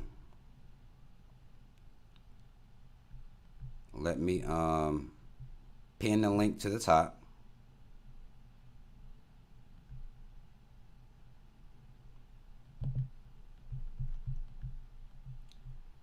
Let me pin the link to the top. Okay, now I can do it. Cool. Now the link is pinned to the top. Anybody want to come in? No, you don't have to. You don't have to. I don't think you have to sign up for. I don't think you have to sign up for StreamYard to hit the link and come into the. I don't think you do. I know you was just fucking with me. It's all good. I ain't heard about cricket in years. But if anybody wants to come up, the link is there. You know, it is what it is. Everybody will be able to hear you if you do come up, I do believe. So everything should be fine. If you want to come up and argue, make an argument point or something like that.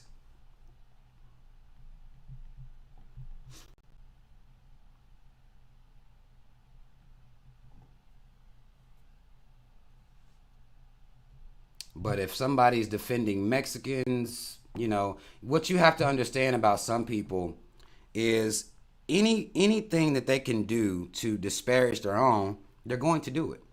Even though Mexicans historically hate black people, if this lady wants to defend Mexicans, that's her right. That's her right. I ain't gonna hold her. I done told y'all the type of coon shit that black people be on. We done talked about it. I've expressed it many, many times. We know. I done said it. So a lot of times, and this is why I don't like too, a lot of times black folk, y'all, even some of y'all be like, well, that's a troll. No, they be coons. That's what the reality is. We're dealing with coons and people who hate either black men or black women. One or the other. That's what we're dealing with a lot of time, and particularly in this space on YouTube. That's what we're dealing with. It is what it is.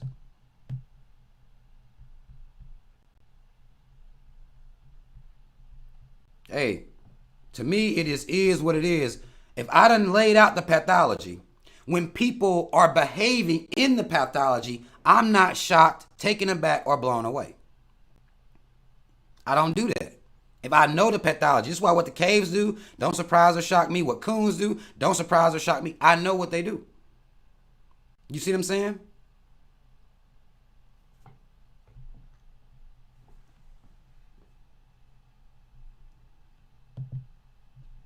Okay. Wano says, I'm not. Mexicans rule my area. It's pathetic that black men are punked every day by Mexicans. Now, if black men pick up guns and go murder all the Mexicans, then what they'll say is, well, black men are criminals. It'll just be, you know, there's no winning. Like, I don't know what area you live in. I have no idea. Mexicans don't rule my area. I stay around black folk. So I don't know, you know what I'm saying? I don't know what area you live in at all. I have no idea. I can't speak to the black men that live in your area, but what I do know is those black men, the culture that they have, ain't built on this. That's what I know. This is what I know for a fact. This isn't present there. But it's not present in the women. It's not present in the men. It's not present in the kids. Period. And I say that black men need to be the first ones. We need to be the enforcers of the culture. We need to lay that foundation in the culture. I say that. And anybody over here knows that I say that. Been saying that. That's what I've been on. So this is where sometimes people come into spaces, and because of their disdain for black men, they'll leave comments that don't even apply to anybody over here. This don't even apply. This should be left on maybe a Manosphere channel, maybe some coon niggas channel, maybe over there somewhere. It's not even appropriate. That's one thing I said to these guys that was mad at me about talking about black women and how we need each other. Because some men don't like that. Well, once they start spewing their points out, I can tell that they have this default programming that they don't even care what the person is really saying. They're just going to use these same talking points. That's why you see the same comments. No matter where you look over the internet, you're going to see the same comments. Same comments. Same comments. Whether it's black men or women, same comments. Same comments. Same comments. Even though they don't apply. They may not even apply to the conversation. Which is what I told these dudes. I'm like, what you're saying doesn't even apply to the conversation. As it pertains to childbirth, both black man and black woman is need to have a baby. I would think nobody would say anything. We don't have to demean each other. I wouldn't think anybody. Them niggas said black women demeaned them back in the 90s. And now black men speaking up. That's what they said. It didn't have nothing to do with nothing. But when people get these talking points and start spreading them around the internet, they don't even care whether it applies or not. They just say the stuff. That's why I don't even get really mad. Like, I just be like, okay, where is the coon? And I don't even worry about it. Black men ain't punking nobody. I mean, Mexican men ain't punking nobody black where I live. So I don't even know where you live. I don't even know where you live. Spaz Out says, I'm noticing these black mayors are not making the best decisions for black people, NYC, Chicago, etc. Who said black mayors was going? I told y'all years ago. Years. There is nothing nobody black in a position of politics is going to do for black people. Period. To expect that is to continue to fall for the okie doke. They are coons. Like, I think when I say 99% of black people are coon, I think that black people think I'm talking about maybe these black people over there, maybe those black people over there, maybe a couple of those black people, maybe some of those. I'm talking about in totality. Mayors, scientists, bus drivers, janitors, doctors, lawyers, YouTubers. 99% of all black people are self-hating, anti-black coons. White worshiping, seeking cave. It don't matter. I've been told y'all, it don't matter if you got black faces in high places. Clarence Thomas, Supreme Court, right? Does it matter? Not at all. Well, didn't they just appoint a black woman to the Supreme Court? Do you think that matters? Not at all. Both of them married to caves. That may be a prerequisite to get in some of these places, but either way, that doesn't matter at all. Black people being in political spaces doesn't matter. It's black people like us that's going to have to build the culture with this foundation. If you're still waiting on politicians, if you're still waiting on Jesus, then you are behind. You behind. And you need to catch up. Because this is the only thing that's going to make our people whole. This is the only thing that's going to move us forward. Is when we build our culture on this. I mean that shit. Like, this is not something I'm just saying. I'm serious. I believe that.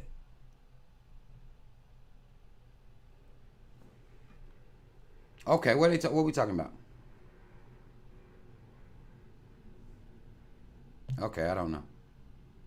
I think, okay, why y'all talking? Okay, I'll leave that. Right. Yeah. I mean, I wasn't going, I ain't gonna say nothing. I ain't gonna say y'all ain't talking to me, so I'll let y'all have that conversation. But this is why I say it's the same shit, different day. This is why I say that. Black people will put each other down in order to lift each other up all the time. That's what we do. Black men gonna put black women down. Black women putting black men down. That's what we do. That is something that permeates within this would-be so-called black culture. It's normal. It's not odd. Any one of y'all, let me ask y'all right now, is it odd to wake up, be on social media, see black men and women on a podcast, and see them putting each other down? Is that odd? Is that rare? We building our culture on that. What you will see in majority is what would be cultures are built upon. That's what they're built upon. So right now, black men and women are building their would-be black culture on arguing and bickering and putting each other down every day. That's what they're building their culture on. That's what we known for. That it's not rare that you wake up and you see a black man or a group of black men or black women or whatever sitting around belittling each other. That's not rare. That's what the culture is being built upon now because there is no foundation. These things exist. These things exist. Seriously. Come on, who want to come up here? Anybody want to come up here? Right. Right. I remember that. Jay, I remember that shit. It says you mentioned Ketanji Brown Jackson and she couldn't even define a woman. I made a video about that. I did that. I be trying to tell y'all.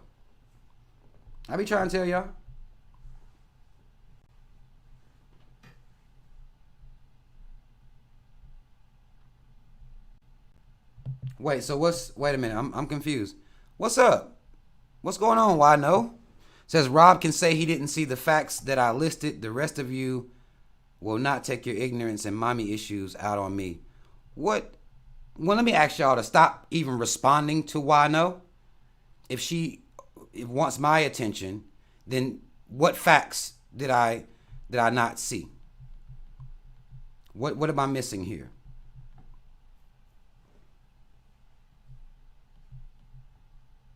Okay, I assumed that. I assumed you're a woman, but you didn't ever confirm. So I could tell by what you were saying by how you were talking about black men that you must be a black woman that really don't fuck with black men like that. I can assume that. That's fine. That's all good. But tell me what facts I missed. I'll give you this space. Since you don't want to take the link, I offer the link. The link is still there. It's pinned to the top for anybody that wants it.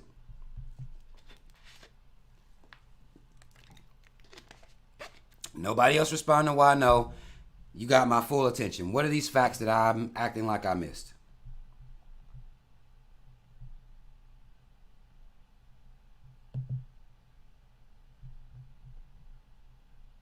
Wait. I don't buy. You asked me to prove my point, and I did. Okay. I don't. Okay. Okay. All right. What she say?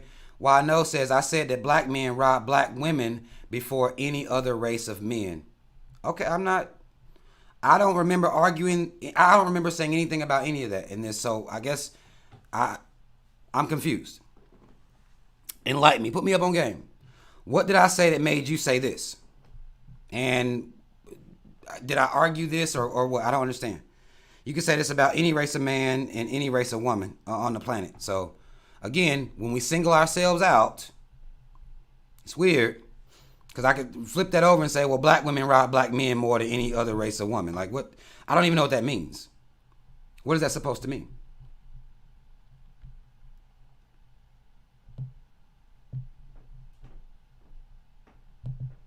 And see? Khadijah says, Rob, if black people in politics are coons, they are, not if they are. They are. They've proven themselves to be. What black policy do you see coming from these politicians? You tell me what that is. I'll continue. What would be your suggestion on how a black person can make change in their communities? Black people can make changes in their communities by changing our mindsets first. You can, even politically speaking, you're not going to change the minds of black people through politics. That's not even a real thing. We have to get black people to be interested in this. I don't understand if I'm not saying it properly, maybe, or, I'm not wording it right. I don't know what I'm saying here, but I'm going to try to say this one more time. Nothing is going to change in black communities until we start raising our children on this. Nothing is going to change it. Politics, politicians rather, money, nothing's going to change until we build our culture, build our logic, our reasoning. on this, on Black Pride. Nothing else is going to change it. That's what I believe. Now, again, this is just me. There are many other Black scholars and teachers and people that's spoken and given a good word throughout history that may have different in other ways. I've heard all types of shit in my time studying Black orators and Black scholars. This is me. This is what I believe.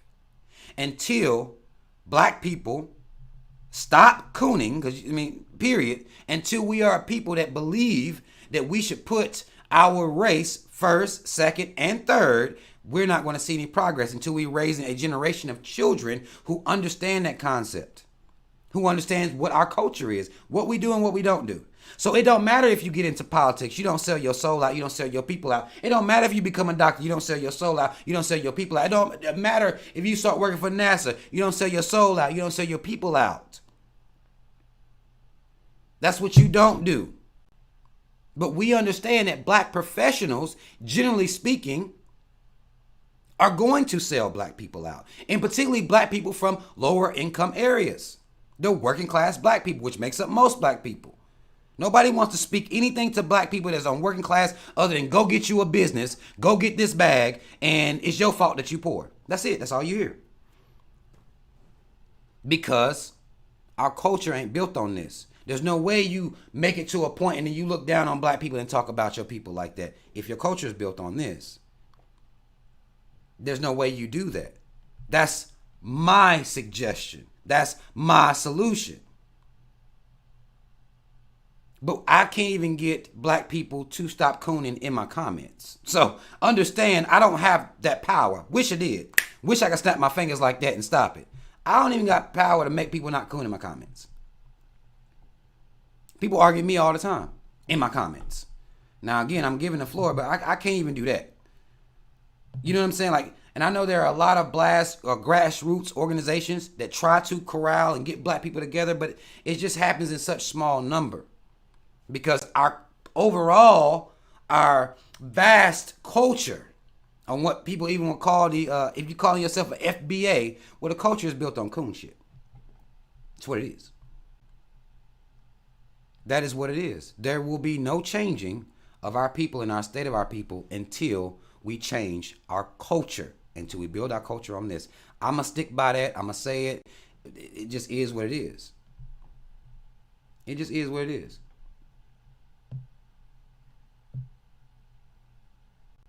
It's just and that's I'm gonna tell you what makes it. And Jay says that is a key and pivotal component indeed, Rob. That's the epitome of culture. Yet it won't happen as long as we're up under other people. Though we too spread out. These are facts. But us being spread out, only it affects us.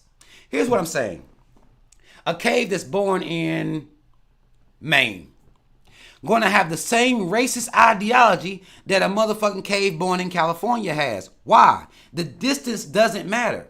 So what covers that distance? What compensates for that distance? It's culture.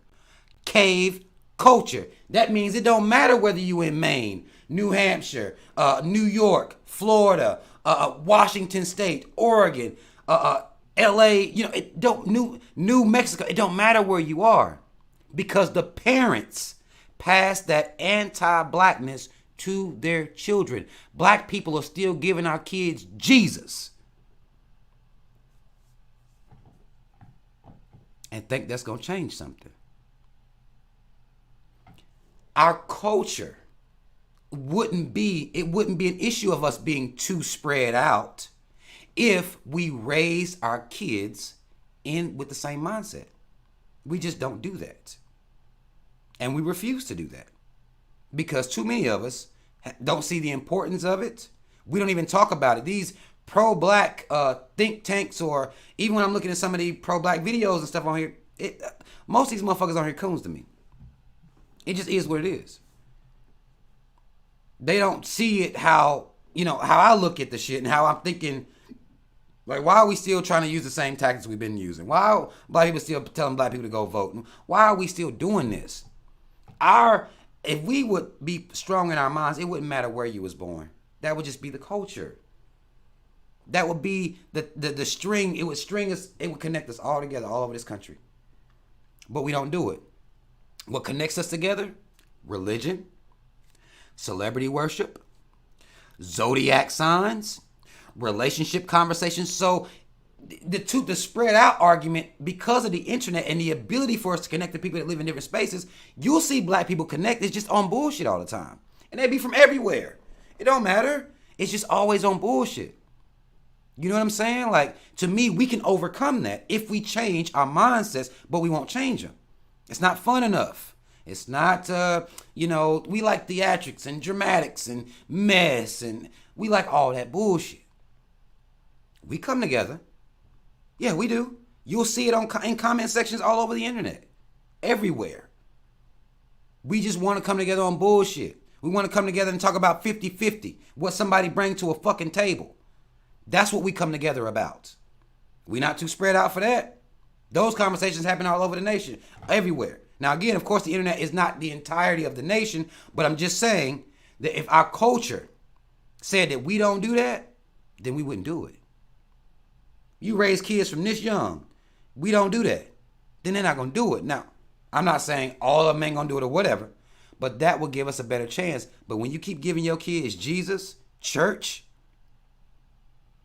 you ain't getting no black self-love in no damn church. And then you don't want to give it to your kids at home because you don't want white folk to look at you like you racist or look at your kid like they racist. White people don't care nothing about that.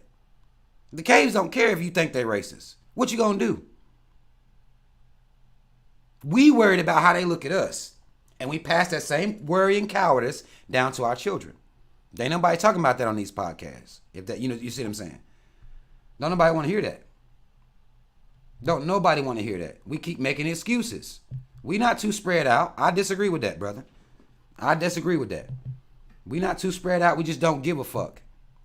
And ain't nobody out here talking like this. It's just me. It's just me. And a bunch of other niggas collecting money to try to build some shit or make some shit or whatever. And y'all love them niggas. These entrepreneur, pro-black, secure the bag ass niggas. Y'all love them. Ain't nothing stopping us but us. And we don't think it's important. That's all it is to it. That's all it is to it. How the hell are we having these relationship conversations like this? How these channels, they be big channels, and all they do is sit around and talk shit about the opposite sex all day. We can come together. The internet has created a space where people can come together. But black people don't come together on this. This is not even we don't even want to hear about this. This requires you to look at yourself, see the cool shit that you on, and raise your kids better. And black folk want no parts of that. All we want to do is dress our kids good. Keep them, nice. Vanity, is very prevalent in our community. Material whoring or label whoring, that's very prevalent in our communities. But, come on. Come on, yo.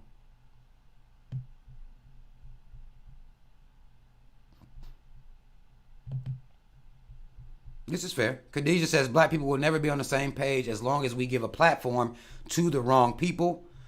The wrong black folk are influencing the culture. I'm going to tell you, when you say the wrong people, that makes up most black people. I'm telling y'all, 99% of black people is coons. As harsh as that may sound, it's facts. And ain't no Pew research on it. Ain't no Brookings Institute data on, ain't none of that. I'm telling you. But that's why when you say black people give the platform to the wrong people, black people like that shit. They love it. They love it. Because we are anti-black. As anti-black as the culture is, we have taken that and it has infected our spirits. It really has. We anti-black. We are, as a people. You can just look at how black people talk about each other. And if you want the real test of how black people really feel about other black people, have them talk about black people that live in worse areas than them or make less money than them. That'll really exposes us. It exposes black people across the fucking board. We could care less about each other. We could care less. And anybody that's talking about actually caring about black people, such as myself, that's not going to get shared across, go viral. Ain't nobody going to come clip my videos down and be like, oh, watch this shit.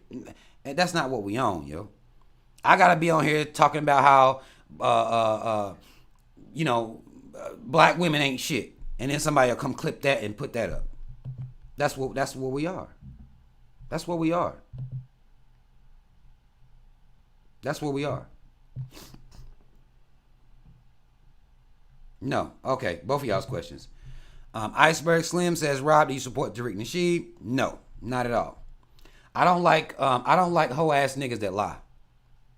I don't like that. That will make me not like a person. And no, so I don't fuck with him. I don't fuck with him at all. And he's not a serious person to me. You know, and again, I mean, I don't know what he's talking about these days, but last I checked, he was FBAing it up and acting like immigrants are the only coons that exist in the world. So, immigrants are the only coons that exist in America. 3Ks don't get this shit fucked up incorporated. He started doing that shit. So I'm not with that. Tippy W says, Rob, I never asked you this, but do you think Israelites are pro-black? Hell no. There's no way they can be pro-black. They follow the Bible. Anybody that follows the Bible, especially with their rhetoric, they say that black people are cursed.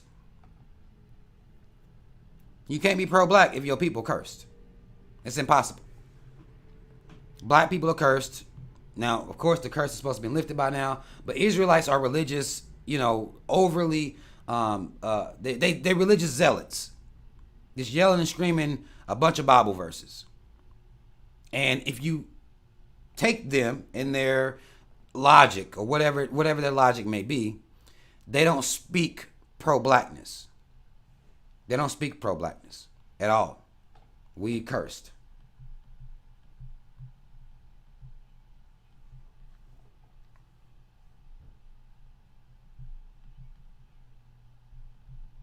It just is what it is.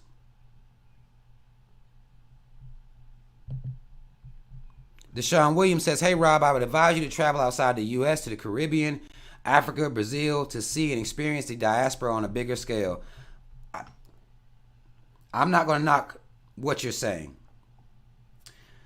But when I see black people in the Caribbean, in Brazil, what you're suggesting to me is that they're not coons. Or they're not self-haters. And that's a lie. That's a lie. Yeah, that's a lie. They coons. And in places like Brazil, and particularly Africa, they outnumber the white man, and still the white man is in control of all the politics and shit. So, not trying to knock that, but to act like it's different. And I don't like that because some of these other foreign blacks will use that against black people. To act like they got some black pride because they know what the tribe they from. That's not true. Those are not facts. Those are not facts. When I say 99%, I'm talking about around the world. You can put on dashiki. I ain't knocking that. Your culture, you can have cultural foods and things that you do. I ain't knocking that. A lot of them have their own religions. A lot of them still be worshiping cave religions. I ain't knocking that either. But when it comes to the self-hate, by the time white folks show up, a lot of them is on some coon shit. Not saying all of them. Of course, I'm not even saying all of us. I'm saying 99% of worldwide, we on some coon shit. I've met people. Now, I haven't been to these places, but I've met people from these places fresh off the boat. I wasn't born yesterday. I've talked to these people in these different places, and they be on some coon shit. A lot of them be on some coon shit. And in Africa, I mean, we talking about the largest skin bleaching industry in the world, Africa. The way that some of these African people worship white people, it's out of control. South America has the second largest black population in the world, second only to, of course, Africa. South America, the racism and the colorism that those black Brazilians and South Americans that they practice against each other, it's no different, bro.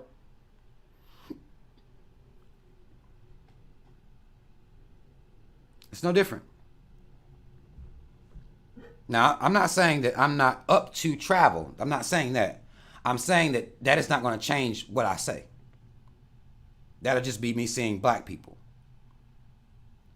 That ain't gonna change what I believe at all. I just couldn't do it. These are just facts. These are just facts. Okay, let me see. Paris back, okay. SG 2013. Rob, would you ever do a meet and greet? Do you know, I've had so many people say that they want me to do a meet and greet. Maybe I need to do a B123 meet and greet. Maybe I need to do that. I start seeing where they have Manosphere meetups and this people be having meetups and all this old shit. I need to put some shit together for B123. And run a no coon zone. It'll probably be 4 people show up, but I need to do it. It'll probably be about 4 people show up, but I need to do something like that because I've had people asking me that for year after year after year, and my logic has always been, well, what's the point of a meet and greet when ain't but 4 people gonna show up? I need serious people. Like I be wanting people to be serious. If I'm be doing something like that, like I'm not trying to be on no bullshit. You know what I'm saying? I need serious people before I commit my time because I don't have a whole lot of it. I don't do YouTube. You know, y'all know that. I don't do YouTube for this ain't what I do. So, you know, that would take time. I'll have to carve out time to make the shit, set the shit up, create the shit, get the venue, and I wouldn't want it to be on no bullshit. Maybe I could do it at something like the weather too fucking finicky for me to do it at like a park or something like that. I want it to be in an actual building, but I'm going to give that some thought. I'm going to check the block, okay? I'm going to check with the block. I'm going to check with the people and see if that's something that people are really interested in. Because people say a whole lot of shit. I would not do it in Atlanta. Mr. Nike, no. I don't fuck with Atlanta. A bunch of coon-ass niggas running around down there. I don't fuck with Atlanta. And I can't say that you know, they're not cooning everywhere. But no, I don't fuck with Atlanta enough to do it in Atlanta. That's where everybody want to do shit at, in Atlanta. And no, I wouldn't do that. I would do it in the city in which I live in, which would be Charlotte, North Carolina. Is where I would do it, not in Atlanta.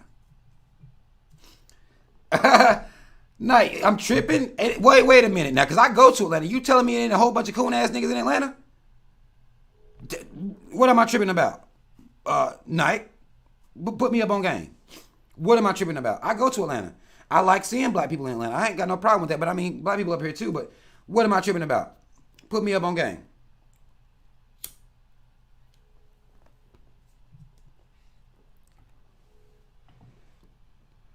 Put me up on game. Shh, boy, I be in Atlanta. And no, it's black people. Black people out there doing well. Some of them doing well for themselves. But that's black capitalism. That ain't my shit.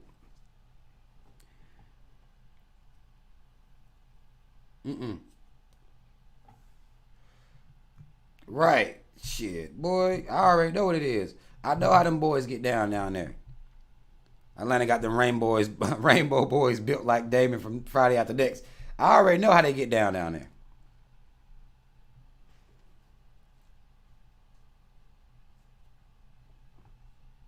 Oh man, Pyro. Let me tell you, this is I'm gonna give you the black power fist right here for this. I appreciate this comment, brother. I really do. I'm gonna read that shit out. It says, Rob, you're an outstanding influencer, phenomenal orator, whom Salubrious,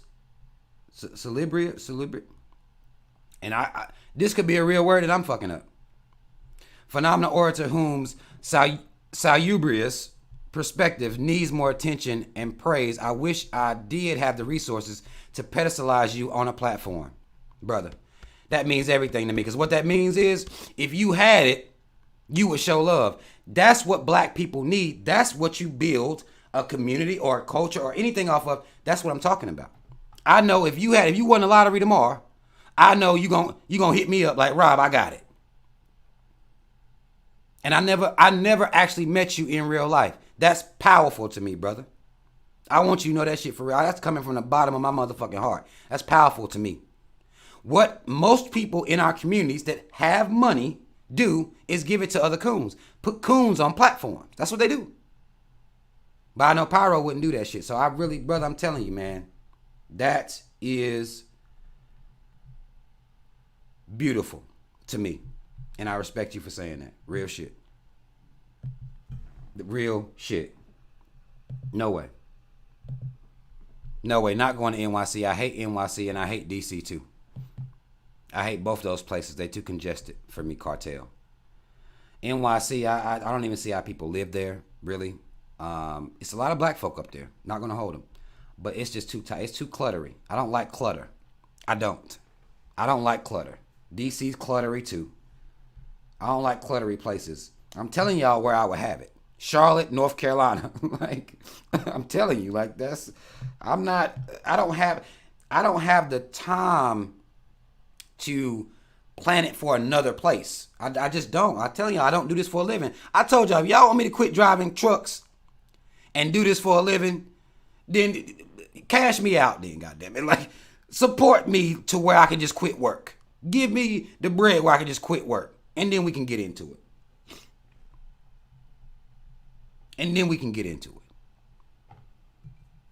Support me where I can quit working. And then maybe I can get out here and move around. But right now, man, I'm a truck driver. Shit, like, I work 14 hours a day in real life. Most days is 14. Y'all know how this, or I don't know if y'all know how this trucking shit is. I'm in trucks working. Some of y'all done seen the lives I did on here. Some of y'all know because I had the live on it, and I've had y'all with me at work. Where I got the camera on me. We at work. We talking about shit. I got those lives on here. I'm working all day long. That's what I'm doing. Most times why I don't get to come on here like that. Real shit. Now, if y'all say, Rob, I got you, bruh. I'll shoot you the bread. Then that's different. Then we might be able to, you know. You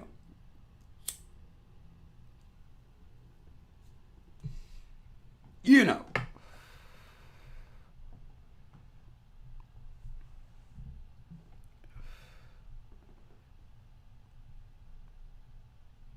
You know.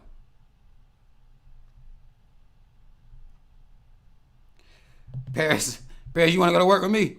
Paris says, when we going to go to work with you again? We can actually do that shit. I mean, I'll be out here driving all day. I'm out there all day. I'm out there all day long. And now today wasn't as long, so I was able to come in and get with y'all today. So today I got off, because I didn't have to go far. I had to go to a place called Rutherford College, North Carolina. So that wasn't far. Tomorrow I got to go to Zebulon. And I won't have time tomorrow. But tomorrow I will be posting, at least do me a little something, because tomorrow is Malcolm X's arrival day. Anniversary. Tomorrow is May 19th. I deem it as Malcolm X Day. That's what I do. That's what I'm doing. Malcolm X Day. So I'm gonna have me Malcolm X tee on, I'm be repping Malcolm. I'm gonna be doing that shit.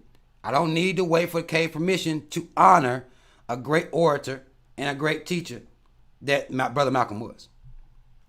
No, I'm gonna give him some respect. Y'all keep mentioning different places. Charlotte, North Carolina. And this, look, that's how I know. Ain't gonna be before people come. Ain't gonna be before people come. I'm gonna come and go in tomorrow. I may do me a little something for brother Malcolm. I ain't gonna do nothing heavy. I ain't gonna get, but Malcolm X Day tomorrow. If you are in the B123 mindset, rep for your brother, rep for the ancestor, rep for him. Hell no. Let me tell you something, Deshaun Williams. Let me tell you something about this. Deshaun Williams says, you ever get worried driving through them country-ass sundown towns, Rob? No. I'm going to tell you why. One of the things I noticed when I started driving trucks, and when I was in school to drive trucks, and then when I went to companies and they would, do the orientation, they talk to you about how everything's going to go. One thing that they never going to do for you is to single out the fact that you are black. And there will be some places that you go that are not friendly or kind to black people. You will not get that lesson. I don't give a damn what truck driving school you go to. I don't give a damn what truck driving job you go do. You will not get that. You have to know that for yourself. Okay? You have to know the areas you're going into. Now, I don't get worried because I don't believe in worry and things like that. I don't factor in going through these places. So I'm gonna ride through Mississippi if that's where I'm going. I'll ride through Florida if that's where I need to go. I don't think nothing about it. I done pulled up in areas, ain't nobody there but me, in my black, in my pro-black tees that I wear to work. Y'all done seen me. And these caves be looking, but they ain't saying shit to me.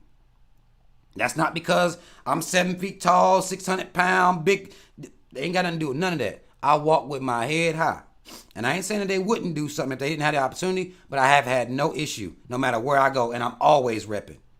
Always, constantly repping my people at all times. They'll look, they'll stare, or they maybe sometimes, I walk into stores and shit, and they be like, okay, where the fuck this nigga come from? Ain't none of them around here. Like, where the fuck did he come from? But I've never been disrespected or had nobody do anything or nothing like that. Nothing like that at all. So I don't get worried, but as a black truck driver, you need to know, because they not going to cover that. They don't give a fuck nothing about you as black. This country, and it's seeped into the industries as well, they act like racism is over. That's what they do. They're going to act like that. So it's up to you to have understanding as to where you're going, where you're going to be getting stopped at, who you're going to be around. It's up to you as a black man or woman. If you're going to be driving trucks, you have to do that. You have to do that work. You have to know and have that knowledge that they're not going to teach you that in school. Well, for my black drivers, you all need to be careful out there. Have something on you as a weapon. And some drivers tote the tool on them. They got the tool on them and everything. It is what it is. So you just have to be mindful of who you are and what you are and what this country is and where you're going. Because it don't matter to me where I'm going, whether I'm going up through to New York somewhere, be around a bunch of hell. It was a white man got robbed in New York that worked for the same company I work for while he was on the highway. He got robbed while he was on the highway by, he said it was a black man that robbed him. Got in his truck and took his phone.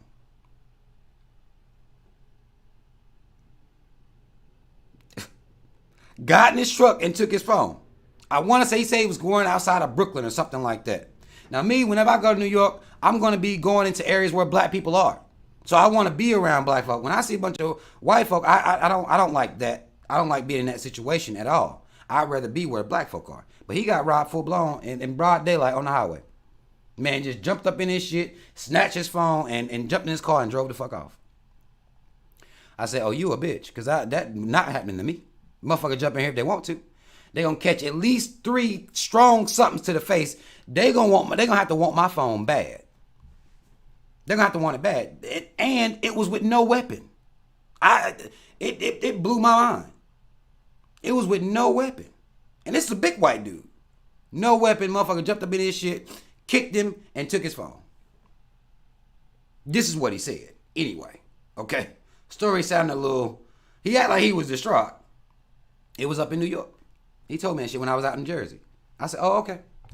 Well, not going to happen for me. Not going to happen with me at all. I do not carry. I don't carry a gun when I'm driving on the road.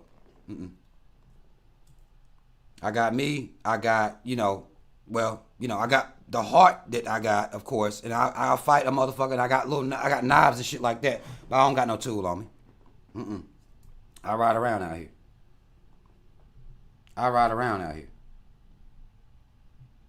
But it be some people out here that they gonna carry their shit. They done had some bad experiences. They've been robbed. But me, I'm giving it up. Like it's not a question to me. I'm not, and particularly when the type of truck I'm driving, they're not wanting a cargo. There's nothing you can get with cargo. The type of shit I drive. Y'all seen what I drive. If you've been with me on my lives when I'm working, you see what I'm taking around. So I'm not worried about them wanting a cargo, and I don't worry about nobody doing nothing to me. I show love to people. I'm very stern with my face. Ain't no confused. A lot of people make themselves licks. And I know if you come from the hood, you know what a lick is.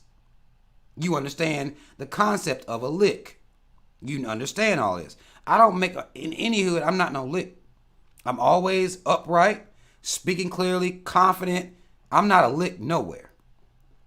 Period. That's around whether I'm around black folk or the goddamn caves. I'm not a lick nowhere.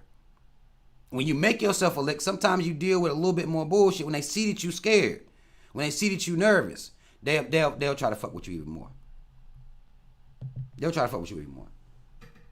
That's what they do. See, I ain't never had that. Remus said I had one incident where some cave called me a nigger once. I went and I sat on the toilet. Man, see, that's situations like that. I've never been in a situation like that. I've never been in a situation like that.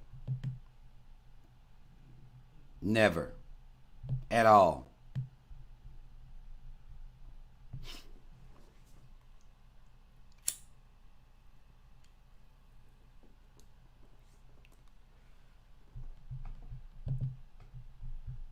Rodney Rose says, Rob, honestly, do you think Malcolm X will be, quote, canceled if he was alive today?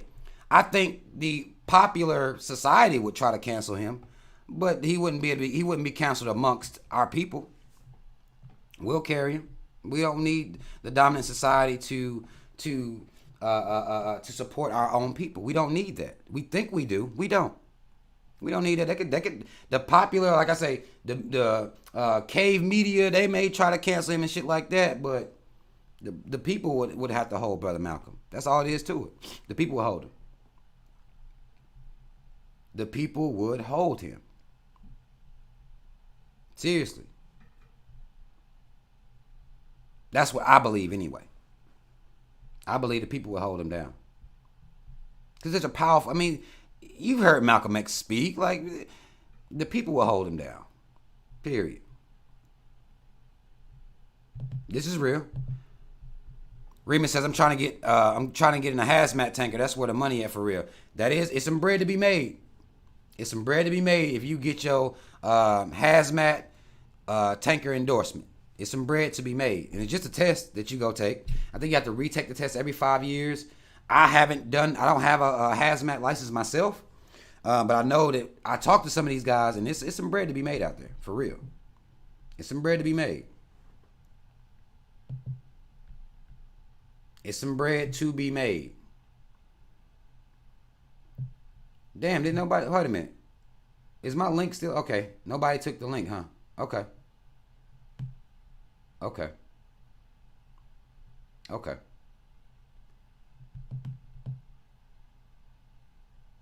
Okay. Okay. Nobody took the link. I think I've given people time to come in here and have their disagreements. I know we had the one lady, but she didn't take the link, so it is what it is. Iceberg say, what now, Rob? Would you be open to buying your own 18-wheeler? Absolutely. Those is goals. Those is goals. You got to set yourself up right to do it. One thing I don't want to do is rush out here and buy one and then go belly up bankrupt. A lot of guys do that. A lot of drivers do that. They make a mistake. They go get a deal on a truck, or they'll do a lease-to-own purchase. They're not getting their ducks in a row first. They come out here running fast, and then they end up going bankrupt within a year. I think a little bit better than that. You know what I'm saying? Like, I've heard the stories, and I know what to do, what not to do. So that's not only am I open to it, that's the goal. 'Cause trucks ain't going nowhere. I don't give a fuck. AI, what I do, pulling these tankers, that ain't going nowhere. That ain't going nowhere. Period. That ain't going nowhere. So that's the goal. That's what I want to get into that. You just gotta have the capital. If you get a lot of these guys, one breakdown in their truck bankrupts them. Full blown. That truck break down one time, it tears them completely out the frame. Their business is gone. Just that quick. Because they got a deal on a truck, want to save some money on the truck, and then the mechanics ain't right. So then repairs on these trucks be costing thousands of dollars. And let you fuck around and get into an accident is your fault. Because you gotta carry like $1 million insurance or something crazy like that with these trucks. You gotta have your shit, your ducks have to be in a row to be successful, to be able to take hits and keep moving. You know what I'm saying? You have to have that. And it's too many black men done told me that they came out here, tried to do it by themselves, didn't have the full capital, but they thought by driving themselves they was gonna make all this money. Because hell, you're on an operator, you making that money. You may see, well shit, I make $8,000 a week. Most of that money It's going right back into, should go right back into your business. I've heard of guys that be making this money. They want to go buy motorcycles and new cars and just doing all types of. You have to make sure that you can take a hit and keep moving forward. And a lot of people don't prepare for that. They rush it. I'm not rushing my shit. I'm not rushing it at all. I'm going to take my time, get my money up, make sure I'm in a good position, and not to where it's going to break me if I do this, but to where it's a business venture that I want to be a part of, and I can do it without breaking myself or having something like a engine issue, which I don't think I'm having, because I want me a new truck. I'm not going to get no fucking used bargain in somebody's backyard truck. I'm just not going to do it. I'm not going to get a bargain backyard tank either. I'm not doing that, because those things break down and they end up tearing people apart. Tearing people apart. Seriously. Tearing people apart. And I'm not going to do it.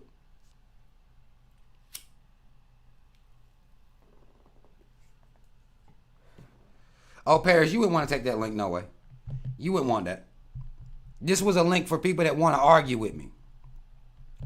That people that want to disagree with me. Right? I be trying to, I'm going to start, Jay, it's about nobody was about that life for real, Rob. They just want to talk crazy in the chat.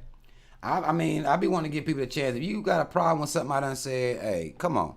I had time. I made time today. I made time. I made time for people. I made time.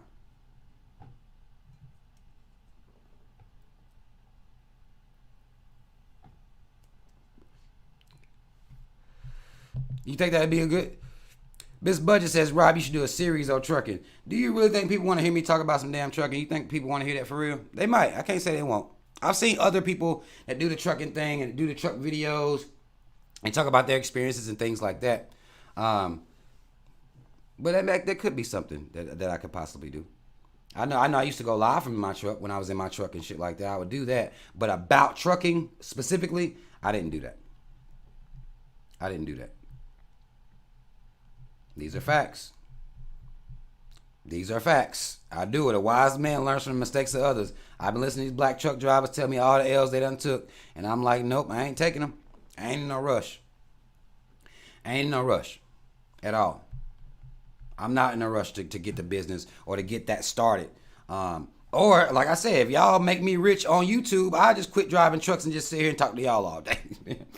I'll sit here and talk to y'all all day, get that bread, hit the streets. Hell, maybe I can use the YouTube money to start my trucking business.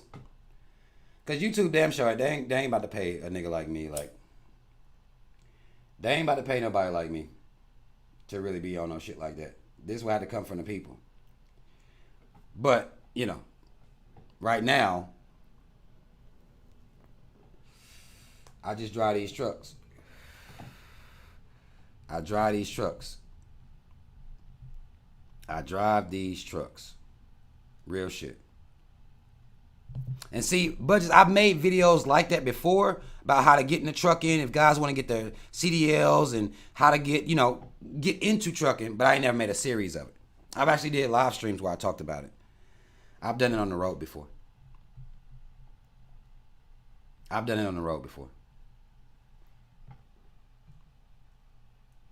Mr. Air Knight, what you want to argue about? Because I'll get a space again. Does anybody want to argue about anything that I've said today or that I've said, period?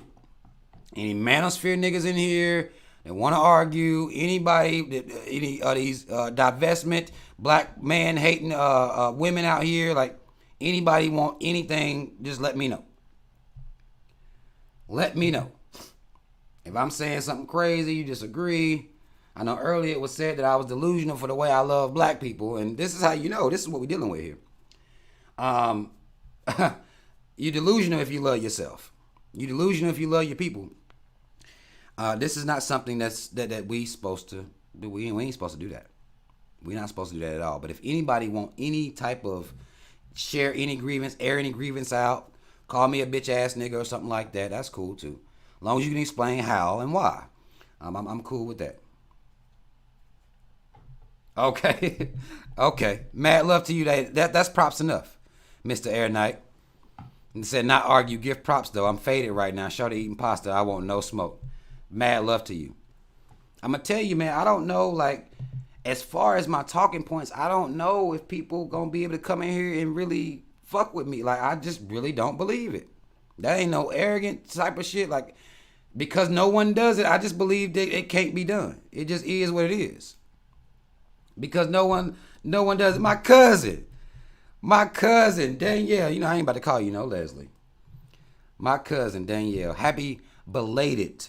I did it on your Facebook page, but I'm gonna tell you right now. Happy belated arrival anniversary day to my cousin. Mad love. I love you. But anybody that wants some smoke, I'm here for it. I'm here for it. I'll give people time. You know, come on in here if they got an issue. But the reason I don't think people can do, because people don't do it. I see people, like I say, I always see people taking other people's videos saying, oh, this motherfucker dumb as hell. Listen to what they say right here. Look at what they say right here. Don't nobody do my shit like that. They have problems with me, but it ain't never no real shit. It's dumb shit. Like, it ain't got nothing to do with what I'm talking about. So it's like, okay, well, you know, come on.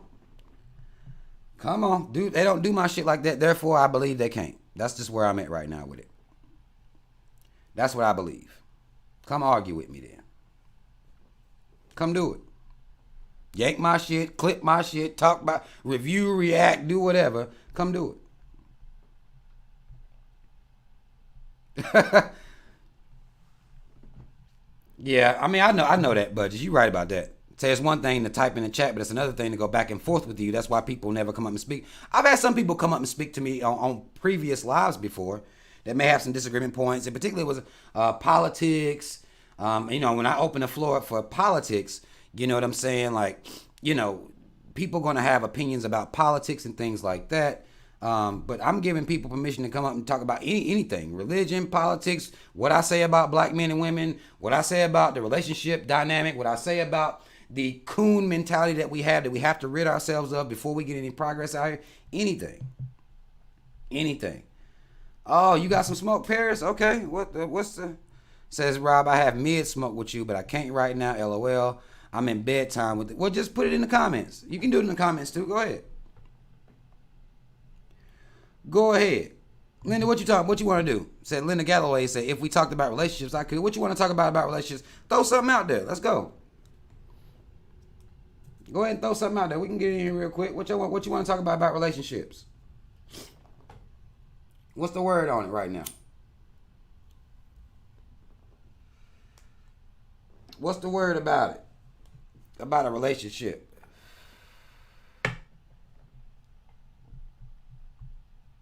We own it. Whatever you want, if you want to get it in, Paris, if you got some mid smoke, put it in the comments. Let's go. What you got for me? I know you ain't gonna be disrespectful with it, so it's all good. What you got? I'll give you time.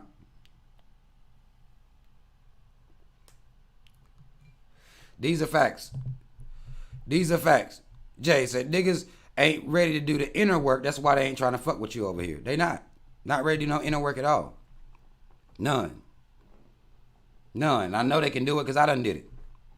I know that if I open, even if it's religion, y'all want to argue religion, go ahead. Y'all know what I say about religion. It's just whatever. It don't really matter. Whatever. I'm here for it.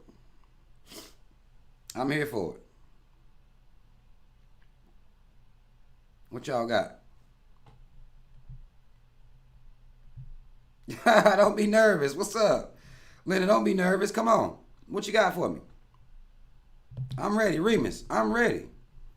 I'm always ready. Like, motherfuckers will argue with, like, you got people on Facebook that want to argue with some of the stuff I be saying, and, you know, like you said, in comments and stuff like that, but, I mean, come on. Everybody else can get them a good debate going on what somebody done said or some shit like that. These Manosphere niggas, you know, they love running their damn mouth. Like, where we at? Let's go. Where we at? What I didn't say that was crazy? What was wild? Where we at with it? Landon talking about I'm shy. Just put it in the comments. Like, what relationship topic do you want to discuss? What is it?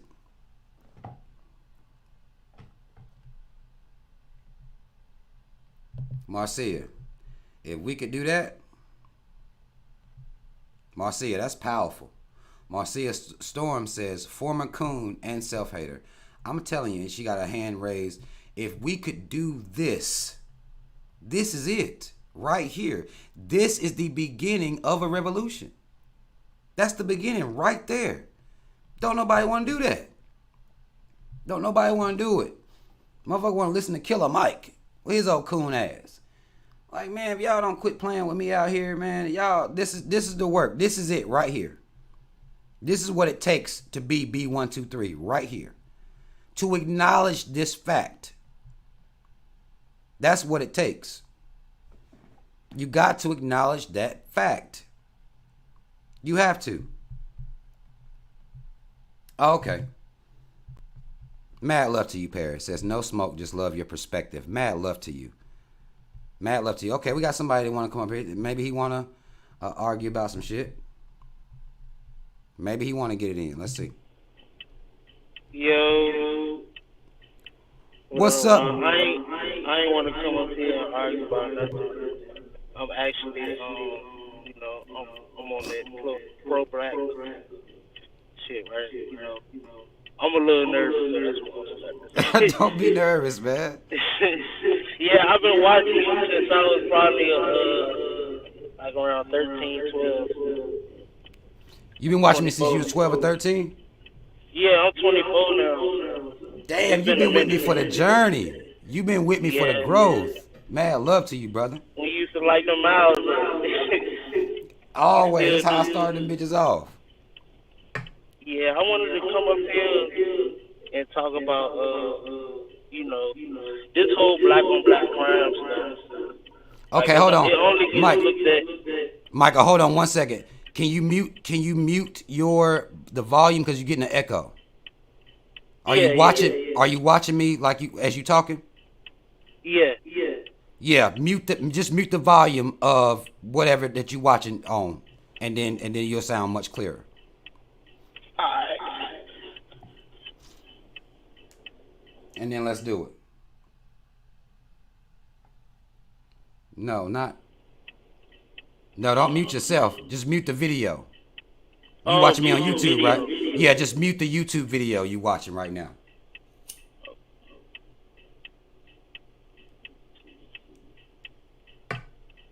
Okay. I'm trying to figure out how to do it now. I think you just click on the screen and it should be like a little mic, like a little volume thing down in the corner of any YouTube video.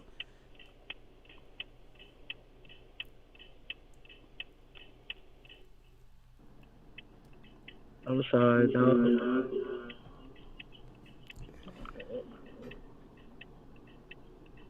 You got it or not? Nah, I'm still trying to find it. It's not letting me even click on it. It's not letting you click. Okay, just go ahead and I can hear you. Let's go. I'll repeat what you say, or if you saying something, I'll repeat it. Go ahead. What you got? Okay. All right. So, I hear a lot of people talking about black on black crime and just making it seem like black people do a lot of killing to each other when every race kills each other. It's only looked at when we do it, Right. And I feel like that's a stereotype. It is. It most definitely is. And black people perpetuate this stereotype because black people bring up black on black crime just as much as the caves do. I was just arguing with a brother on Facebook the other day when we were talking about the John Morant situation. And he was saying that, black people out here killing each other and it's the music that's making them do it. And that's what made me have that. And he said he was an older guy. I'm like, that black on black crime has nothing to do with anything, really. It's us singling ourselves out, again, as the worst people on the planet. And we don't understand how that causes issue amongst the people. It causes issue amongst all of us because we perpetuate that stereotype or that we single ourselves out as the only people on earth who commit crimes against their same race. And I think that in itself is a coon talking point. It's not real shit. hmm And I feel like they making the whole John Morant situation bigger than what it is. Cause I don't see, you know, as a black man, I feel like he shouldn't do that. Like flashing the guns and things of that nature. But when Brad Favre did the thing about stealing from who was it? He stole some money from it was the state of Mississippi. I forget exactly what he stole from, but it happened in the state of Mississippi where he took that money, and we ain't heard nothing about that since. We Right, ain't heard nothing about it since. right. So So it's they like, white folk get to get away with shit like that. Now, John Morant, I know that this is his second offense. So I would think that the only problem I got with him is you did it one time, you apologized or whatever he went through that whole apology thing, and then to do it again, that's just dumb at that point. Now, I'm not knocking him for having a gun, but now you're not being smart about the position that you're in at all. And that part is the part I have an issue with. Making it a black thing, like that part is like, well, no, now you got black people going ham on him. Like, I don't like that at all, because we don't go ham on the caves when they do much more egregious things. But he is an NBA player, therefore he has to go by the rules in place for the NBA. And he know he got in trouble about that before. Then of course he gonna be in trouble again. Now he didn't apologize since then and said that he let a lot of people down and all this old shit. But I think he should save the apology and just take the suspension and do you. Like, to me, people are talking about he squandering his money. Well, that's his money to squander. If he blow his bread, that's on him. right. That's his business. We shouldn't make it a thing about how violent black people are with guns when we know who invented the gun, why they invented the gun, and what they've done with the gun, and how the guns got even into black areas. We understand these things.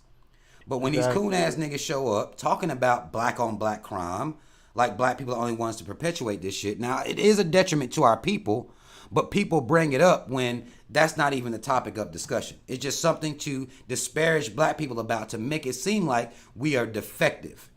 That's why I don't like that rhetoric. Like, well, if y'all stop with the black on black crime, then racism will stop. And I don't like that, because it's wrong and it's not accurate at all. We cannot kill each other at all. That's not going to stop systemic racism from occurring in this society. Right. And I be trying to tell black people, I find it kind of being a coon if you robbing your own people and taking them of their money and things like that. I feel like that's as well. A lot of black people get robbed out here in Richmond, and they feel like it's cool, but they don't do that when the police, you You know. saying they don't do that to the caves? Yeah, right. Right, right. And they don't, and that is coon shit. I've been Right. saying that these guys that either killing each other for colors and corners and property that they don't own, killing each other in robberies. Like, for example, the XXX Tashion situation. They doing that trial is being, they're keeping up. Those guys are being sentenced. That was a robbery turned to a murder. hmm You know what I'm saying? Like, to me, to throw, not only to end his life, but then throw your life away. Now, these guys are getting life in prison, based on this. And I think the one guy that turned snitch, I think he might do like 7 years, but that is coon shit.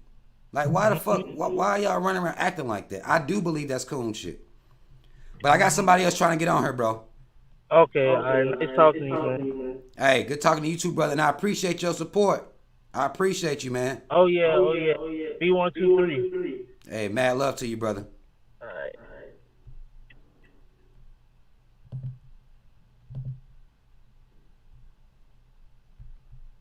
All right. Hello. Oh, Yes, ma'am. I don't know if I'm echoing. I don't think you are echoing, but the chat will play you if you are. So I'll know here in a second. Okay. I do have two questions. I don't want any smoke, but I just have two questions I would like to ask you. Okay. The first question is that out of all the advice that you gave your children growing up, what is one thing that you would want them to have in common out of all the advice you gave your children? Out of all the advice I gave my children, what is one thing that I want them to what now?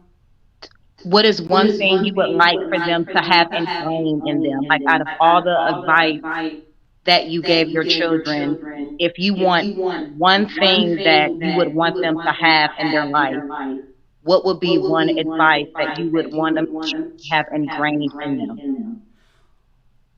I would say that to understand these systems, because one of the things I do with my kids a lot is because they'll deal with racist little other cave kids. I want them to know never to judge themselves based on the cave perspective or based on the cave viewpoint, because I feel like a lot of black people, we judge ourselves based on what they say about us, and then we'll try our hardest to not be like other black people, or we'll try to make ourselves more palatable to the caves to make them comfortable. So I always drill into my children to not be that type of black folk, because what'll end up happening is you'll end up shaming other black people who are in the same system as you, the same system of institutional racism and white supremacy. They're in the same. You'll end up shaming them to uplift yourself. And I think that that's very important that our kids get that early, so that way they're not looking down on other black people from a very young age, because that normally carries into their adulthood. And we'll have this elitist and then some of the bourgeoisie even. And some of these niggas, like, you came from the same hood. Why are you now acting like that ain't where you from, or there aren't any good people there? There's only failures in that. And you only see failure in other black people. So I make sure my children understand I don't allow them to look at other black people like that. I don't, and then another key point, that I don't allow them to single out and make fun of black people due to economic hardship. I think that's a very important message that we should be putting out here for our children, is don't laugh at other black people or other black children and make fun of them because they're poor. And that's something that we do in black schools and black areas, and I think that's fucked up. You know what I'm saying? I really do believe, like, no, laugh at somebody else, other races of people. Laugh at the poor. If you're going to laugh at anybody being poor, don't laugh at your own. Don't make fun of your own. Those are your people. So I make sure that they understand that. Okay, and I have one more question, and then that's it. Yes, ma'am. So I've been watching you for years. Like, I believe when you had the title, The Real Nigga with the Tattoos, or I'm probably saying it wrong, Nah. but I've watched you change, your name throughout, and now you're B123. If you can go back to when you first created videos, right, the information that you know now, what advice would you give that Robert? I would tell that Robert to be mindful of strikes against your channel. Firstly, because I wasn't privy to how these strikes worked, and YouTube will permanently ban you if you're saying something that would be controversial. And I don't think I would have monetized YouTube, because once you monetize, they have more control over your content and what you say, and they got more eyes on you. That's why I don't do monetization with this channel at all. So, as far as the content and what I was doing, as far as the structure of the content, I would have been more, mindful of how I came out here and framed the monetization of my channel and what power that gave YouTube over my content and what they deemed as hate speech or bullying at the time. I would have been a little bit more, would have had more insight as to how that worked. And I damn sure wouldn't have been on here. I wouldn't have cooned. I know there was some times where early on I was on some coon shit. So I most definitely would have avoided that altogether, if I could have. But I think it is healthy that people that have been with me for that long see how, see the growth, just like you have, to see where I came to and what point I'm at now in my older age. Okay, and it's great to have different perspectives, and I appreciate that you are accountable and you are growing. I like the fact that you are truthful and you don't care what anybody else thinks, and that we are watching your progress. Like, we are watching you grow. And I think Yes. that's really important to see, especially for a Black man to do that. I just believe in being accountable and being consistent with your choices. If you're going to do something, stand on for what you're going to do. It's Absolutely. easy just to talk, but we need action Right. behind those Absolutely. words. So I appreciate you answering my questions. I'm going to get off, and if I have any other questions, I'll just write it in the chat. So thank you. Thank you. I appreciate you. Yep. Hey, mad love. Mad love. Y'all get it's getting a heavy echo. Y'all said it's echoing heavy. So don't do that. Don't you be don't be in here doing this. Don't be doing my her voice so sexy, Lord forgive me. Yo, don't be in here don't be in here what they call the hookup culture. You know, these podcast niggas. The hookup culture. Like, shut y'all, boy. Don't be in here doing that now. Check with her. She might be available. Hey, she might be available. You never know. I don't know. She might be available. But it was a heavy echo. It was an echo on that shit, huh? But mad love, I appreciate those questions. I think that I really do believe that, you know, a lot of times we kind of minimize our impact and our influence over our children. A lot of times we do that. We minimize the impact we have. We think that other things are more powerful than our influence. And it's not. Your kids see you. And that's through good, bad, and ugly. They see you. So even, you know, with my children, they've seen my growth.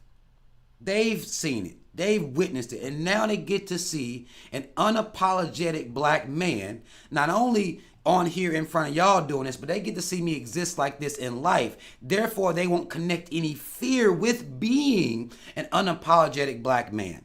They won't connect any fear to that. I can be a Black person and not be afraid to tell the truth. My daddy did it. I watched him do it in real time. Your kids are watching what you do in real time. Okay? They are. And to me, I think it's so vital for whatever Black parent is present, preferably both parents present in their child's life. But for whatever parent or guardian is present, that's very important that they see you exist, not coward, not being a coward, not seeing these people show up and all of a sudden your tone changes. All of a sudden you changing. All of a sudden you acting like this fake person to try to impress these people. That is very, very, very important that our kids get to see that in live action. And I feel like it's even more so important for our Black sons. It's very important for our Black sons. Now, for our Black daughters, it is important as well because it gives them a figure to look up to. Because you know what they say. A Black little girl's first love is her father. That's her first love. Period. That's who it is. Whatever you are, whatever you instill, you're going to be your daughter's first love. My daughter's first love is going to be this. This. Every day, all day. This. So then what happens is if they're attracted to that, now that's going to make my daughter's life hell. Their relationship and dating lives are going to be trash. I was just talking to my oldest daughter. I was talking to her the other day. Her dating like Black young men at her age, and she's 19. Black young men, coons. I mean, it's not necessarily no fault of their own, but their parents was coons, and therefore they gonna be coons. My daughter expects for these young men to have some Black pride because she's watched her daddy do it. That's what she expects. And it's kind of like, you know, you got daughters, you like, hell yeah, you know, I'm happy that she has, you know, that she can't even deal with coons. And she'll say that, like, they coons, I can't even do it. That keeps her protected because she has that expectation. So now I know I'm not going to be shaking no hand with no coon little nigga coming up with my daughter. I'm not worried about that.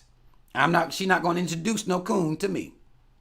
Not worried about it at all. But it puts her in a space where she ain't getting her dating life isn't as exciting as some women who get to be in college. You know, women go through what they're calling or what they have called a hoe phase. Okay?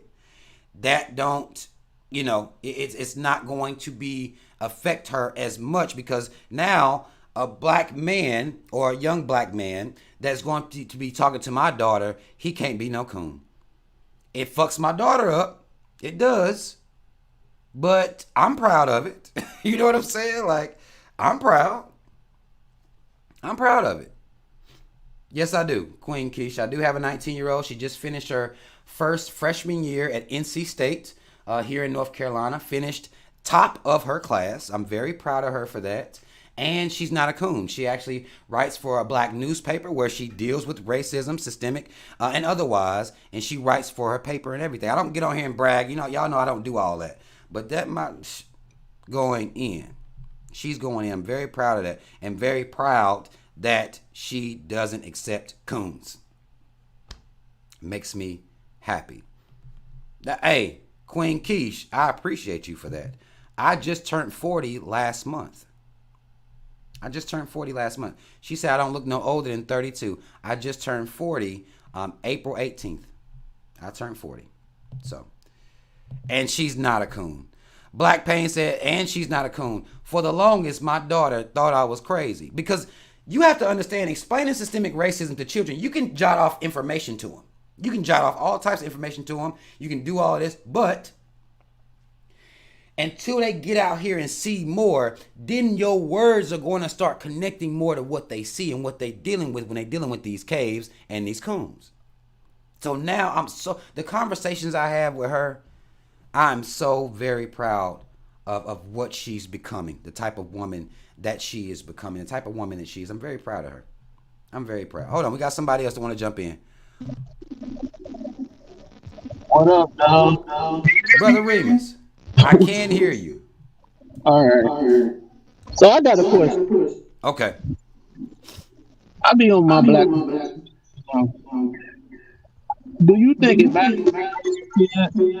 Like, I'm from Detroit, from the hood. Hold on, brother. You going in and out. Your sound is going in and out, dog. So I'm hearing like every other word.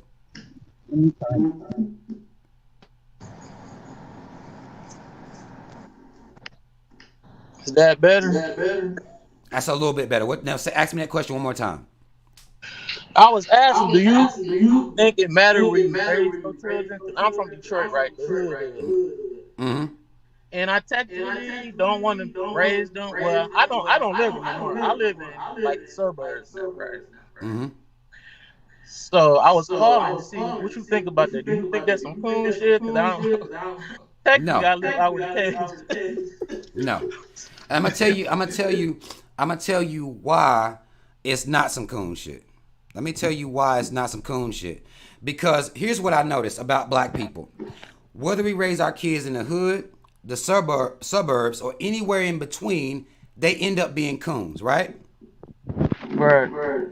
So therefore, it doesn't matter where they're raised as long as you instilling in them that pride. Now, I don't know whether you in a suburb where it's all white and your kid is the only black kid in their class. That may fuck them up. You know what I'm saying? Right.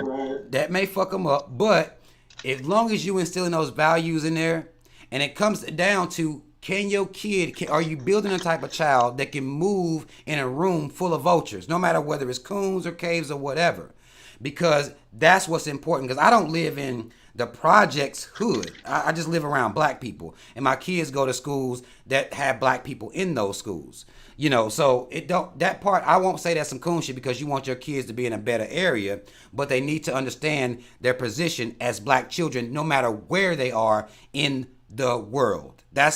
To me, that's what we need to do. Whether you're in the suburbs, the hood, the projects, wherever you are, you need to make sure that your kids understand their blackness, their black identity, so motherfuckers can't get over on them, or they end up being a coon that's a detriment to the people themselves, if that makes sense.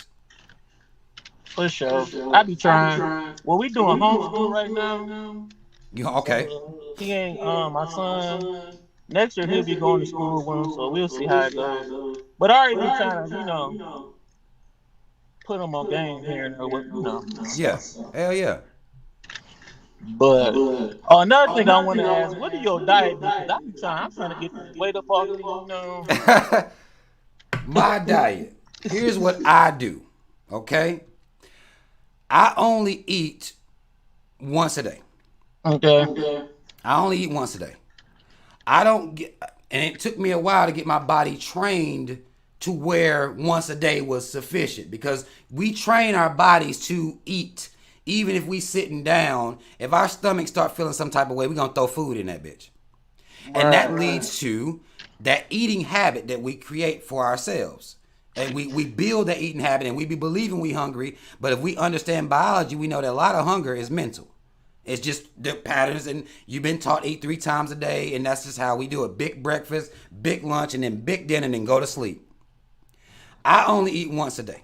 I drink water for the rest of the day. And I'm active. So I don't know whether you're a dry van, truck driver, reefer driver, or what. Driving, I be trying, man. My life, I've been big really all my life. I lost 100 pounds once, gained them back. I be struggling with this shit. Well, But how did you gain it back? Because we understand that food is an addiction. Are you saying that you a food head, or because we call people crackheads, we laugh at them, but we don't deal with food heads enough in this society. You a food head? I'm probably a little bit, yeah. If you lost 100 and gained it, you a food head. We just gotta deal with it for what it is. You know what I'm saying?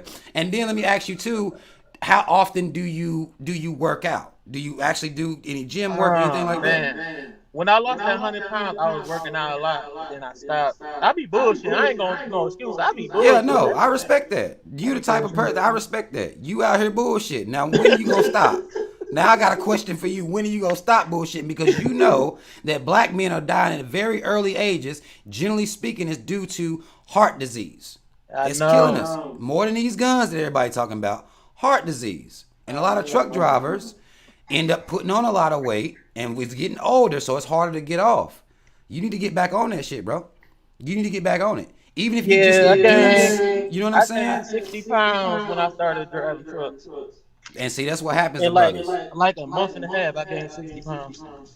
No, hell no. You've been sitting in that truck eating, bumping docks, opening doors, getting back in, eating some, no. Sodas, you doing everything. Chips, no. Cut all that shit out because you know you can do it because you already did it. So that part's proven. It just takes that discipline that you gotta have. That's all this is, bro. Right. That is. I gotta do it because ain't no obese motherfuckers walking around in niggas 70, 80. Or if they are, they got knee problems with walkers and shit because your knees ain't built to, our knees and bones and joints ain't built to hold up all that weight. They just not built for it. They not built. And you got kids. Yeah, and you got kids that's looking up to you. They're gonna get their eating and everything. That could be something that they see. My daddy did that. My daddy worked on his shit, so that'll help them create healthy culture within black culture that we don't have. We don't have a workout culture. We don't have a diet culture. We ain't even got a drink water culture in our shit. And you can be creating that for your children, and they'll see you do that work. And you can do it for them. Let them be your motivation. Nah, fuck that. I'm not gonna let you get away with trying. You shouldn't have told me this. You shouldn't have did it. I wasn't the person to tell. I've been watching you for a long time. I respect you, bro. You know, I don't know you. I've been switching my name up, but I've been watching you for years. I done cop shirts, everything. We here. But what was something else? But you know how you be on the red pill, the Manosphere. See, I want to call myself red pill because I watch a lot of these niggas shit, but I don't. I think I just be watching entertainment because I'm about to marry me a single black mother now, so technically I don't go by the guidelines. Right, and a lot of, I'm gonna tell you honestly, a lot of people don't. They just be on there talking. Real life is different, bro. But I understand some of the stuff they be saying, but I don't agree. Like sometimes, only thing. But then no, I agree with you with that because I was going down the loophole with that. The Malcolm X and what is that? What they call themselves? NIO? The NOI? NOI, yeah. Somebody said, do I drink? No, I don't drink tap water. I don't drink no fucking tap water now. You ain't fucking with that tap. But you were Put me. saying how they because I had it's a dude called Brother Ben X, and I was talking to him. You know, Yeah. they tried to spin it like they ain't had nothing to do with that shit. They did. Right. And I was like, I couldn't really rock with them no more. But All right, Reem. I got some other people trying to get on here, brother. for sure, bro. Hey, It, it's for your not you, kids. Echo. It's Rob. Rob got to fix this shit. I don't know what to do. Hold on. I'm gonna try to fix it. I'm about to try to fix it right now. All right. Hold on. Let me figure out why the echo. Cause if it's coming through here. Do I need to put headphones on? Maybe. Let me see. Hold on. Let me see if headphones do me any justice. Oh, y'all wouldn't even be. I wonder will y'all even be able to hear the people if I put on headphones. Fuck. We gonna try it. Fuck it. We gonna try it and see. Hold on. Let me try to see what happens if I put on some headphones and see will I still have an echo. Let me see.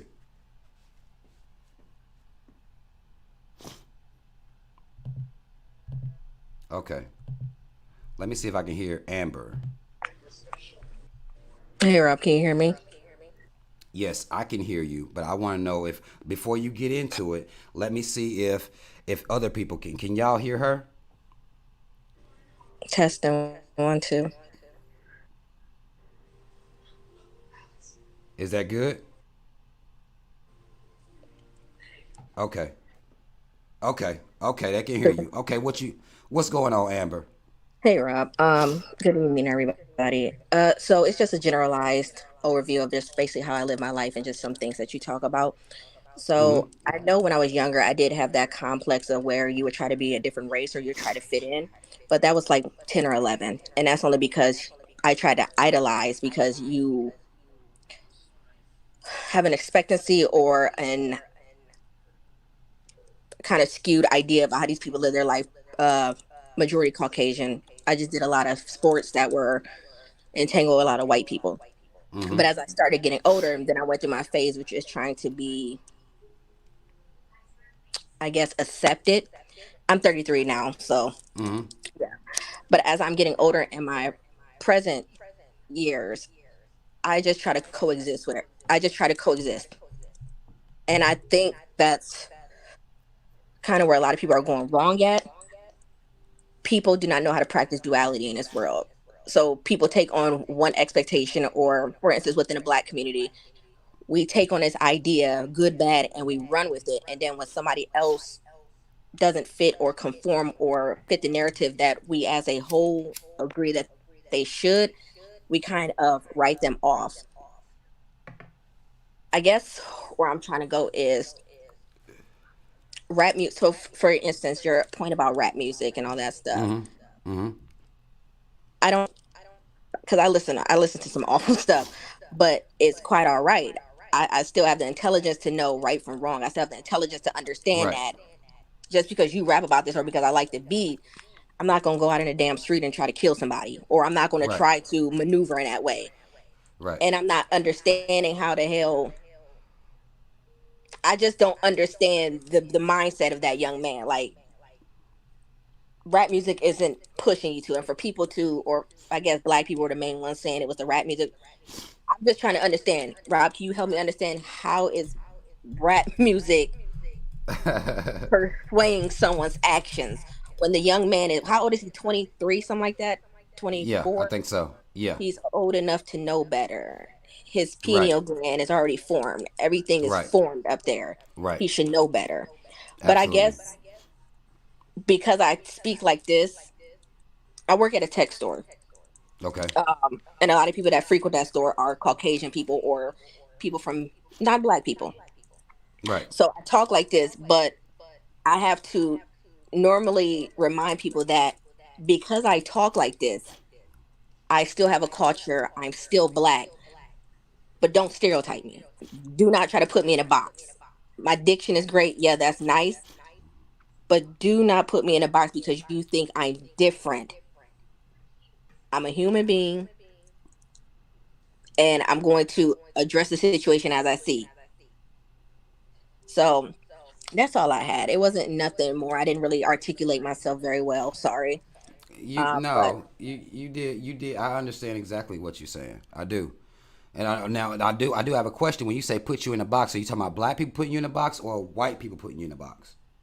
I would have to say major. So this is sad. A majority of black people have put me in a box. Now, white people have tested boundaries, but black people have placed me in a box. For instance, my whole life, I have gotten the whole verbiage or the whole statement of you talk white. And as I got older, when somebody would say that, I'll stop them right there and I'd say, why do I talk white? Do I talk proper? Do Right. I speak with a grammatically correct diction? It's not talking white. Right. I paid for years to go to school. I paved my way to be able to branch myself. This is not talking white. Right. So, but most of the time when I say white people try to test the boundaries, for instance, I had he was a man. I don't know. He wasn't. Well, Go well, hold ahead, on, Darren. hold on 1 second, Amber. Let me say this real quick. Yes. When we talking about talking white, we all Mhm. talking white. Let's be Right. fair there, because English is It's not our right. language. So when we say that, we don't even really be being clear as to, talking white. Well, we all talking white. English is not our Right. language. It's the language. It's a bastardized language that we speak because of colonization. Just to be fair, so you can push back with that. We all talking white. Now we may have different slang and different forms of how we say things, but the English language itself is white in itself. Period. But Right. then go ahead though. Let me see if I can get my thought train back. White people, like I was saying, have tested boundaries. I had a gentleman, like I have a fade, I have a short fade, and I've had a Okay, I gentleman see come you. in. I appreciate it. I had a gentleman come in. He wasn't. He was Caucasian. Most people like he's Caucasian. So he came in, and I'm helping him look at cases, and he's like, he touches for my hair. So before he even got a chance to touch my hair, Really? I grabbed his wrist and I held tight to it and I said, do not touch me. Well, your hair's already short, it doesn't matter. And then I went into my speech. I said, would you like someone to touch you? Do not touch me. So we get that a lot. Like a lot of the black women Right. that I work with, we get that a lot. And that's when we have to slow your roll. Like slow your roll, respect my boundaries. But most of the black people that I get, what word terminology, Rob, did I use about when I said black people, they skew a different line? What do you when you say what terminology did you use? What you mean? Yeah, I can't remember how I worded it. I can't either. I right. You It's can't be late. testing me like that. I'm sorry. But as I was just saying, as I'm getting, just to wrap it up, as I'm getting older, I'm starting to learn how to coexist with people, be it black, white, Indian, whoever it is. And I kind of address them how they address me. I don't, particularly as I'm getting older, like the idea that people have this, oh, you're talking a certain way, or you're doing a certain way. I'm black. I'm going to always be black, but you're going to respect me as a human being. First off, and don't put my color or my complex, but I do love being black. It's someone that I've grown into. It's who I am. It's what I was born to, and I'm going to rock it until the day I die. Because I mean, I have a choice. I mean, I can always bleach my skin, but that's not happening. that's No, we that's don't do that. damn well not happening. We're not doing that around here. But that's all I wanted to say. I think you're doing an amazing job. I do watch your show from time to time when I get the chance. I love you. I love everybody, and thank you, Rob. Hey, man, love to you. I appreciate your support, Amber. Always. No problem. Bye bye. Black Power. Black Flower.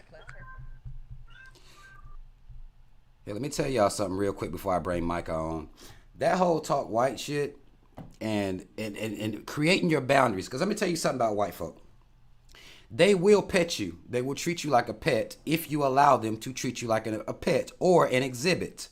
They will do that because they don't have boundaries themselves. They will treat you like a pet, something that can be touched, something that can be marveled at, like they used to do us when they had us in zoos. Yes, not only did they have you on plantations, they had you in zoos where they would put you on exhibit, on display. That's what they would do to our people, and they still are used to being able to touch black women's hair, touch black men's hair if it's long enough, and be somehow act like they are amazed with it or, blown away by it. Because they know they shit is lice infested. Therefore, you're not going to have black people coming up touching random white people hair anyway because we respect the boundaries.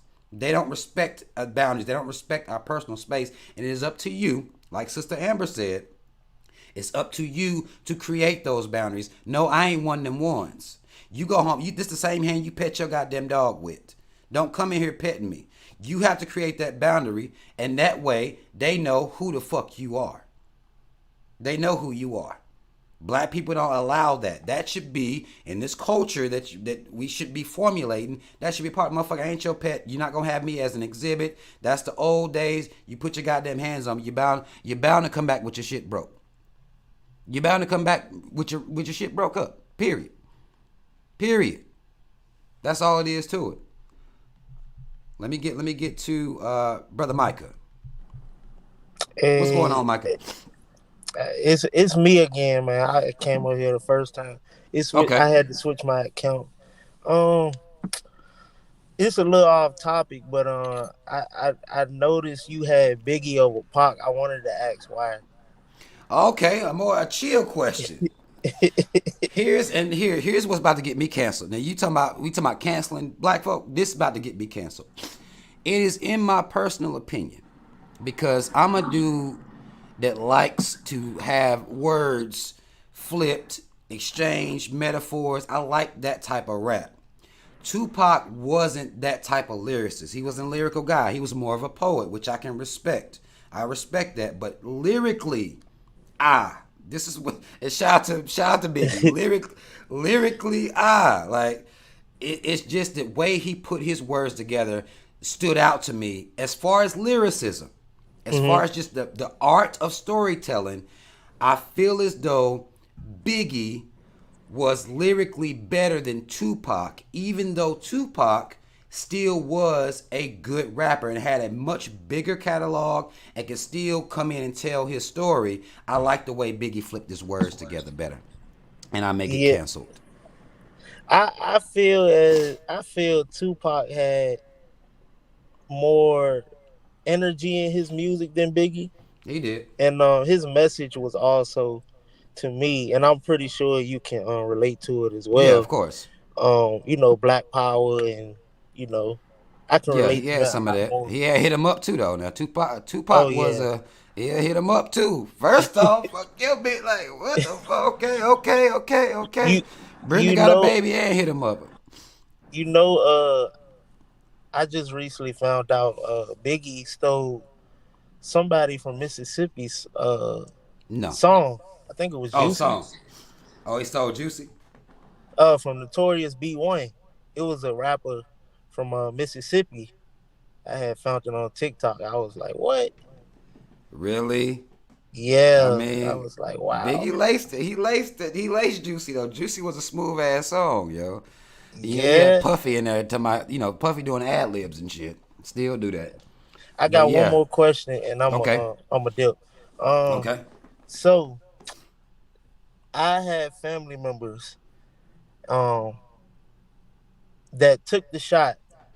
Is it possible that you can still be pro-black and take the shot? All right, so I did as well.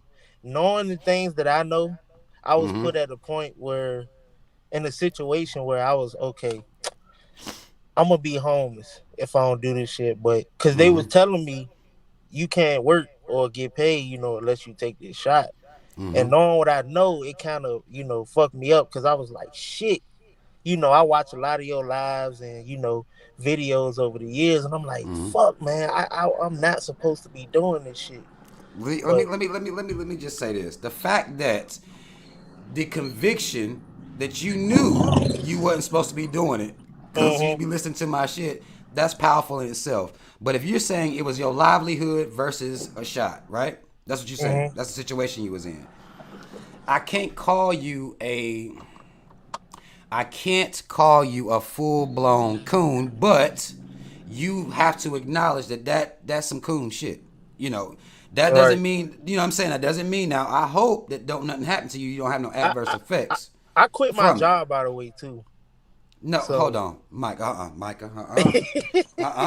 You didn't take that shot for them and then quit. No, you didn't. You did, yeah, man, Micah. I should have did that in the beginning, but yeah, man, it kind of it messed me up really bad. I was in a hole with that one, cause I said I can't Micah. put myself in this situation no more. But Micah. I Let me know, tell you man. something that's so crazy, Micah. I've heard, not only just you telling me this, I've heard of several black people taking a shot for a job and either getting fired or quitting that job. And Hmm. I like, damn, like if you just, and of course, I mean, you probably don't see that coming forward. And I'd be damned if a job, well, I would have just quit my job. But imagine doing something like that for a job and then them motherfuckers firing you.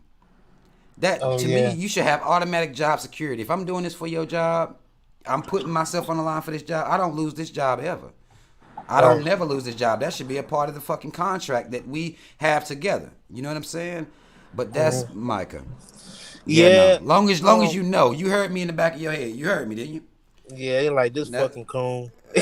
long as look, Mike. Long as you heard me, that's I still respect it. I ain't gonna say full blown, but that's some. And the only reason I'm not saying you're a full blown coon, but that's some coon shit is because you let somebody make you do something that could possibly affect your health based Right. on their rules and their regulations, and a lot of us do that. Not only And, with that shot or but other things that they come out here and say that we're supposed to do for our supposed health. But we know they don't really give a fuck about our health. We can see that based on the billions of dollars that these vaccine companies made during this time. And now they're gonna. I saw an article the other day said, "Well, COVID is no longer a threat." Bitch, y'all knew it wasn't really a threat to begin with. So now hmm y'all want to come out here and tell the truth after flagging channels, flagging videos. I had some minds flagged. Now they out here talking about, well, it ain't no big of a threat. It's no more than it's something that you gotta take every year now, like a flu shot. Well, that's not a vaccine, bitch. hmm You see what I'm saying? They was able to tell us anything, and we fell for it. So, but I mean, you as long as you acknowledge that, and again, I hope that it doesn't affect your health negatively. But you acknowledge that, and you heard me in the back of your head. So that's really that matters, bro.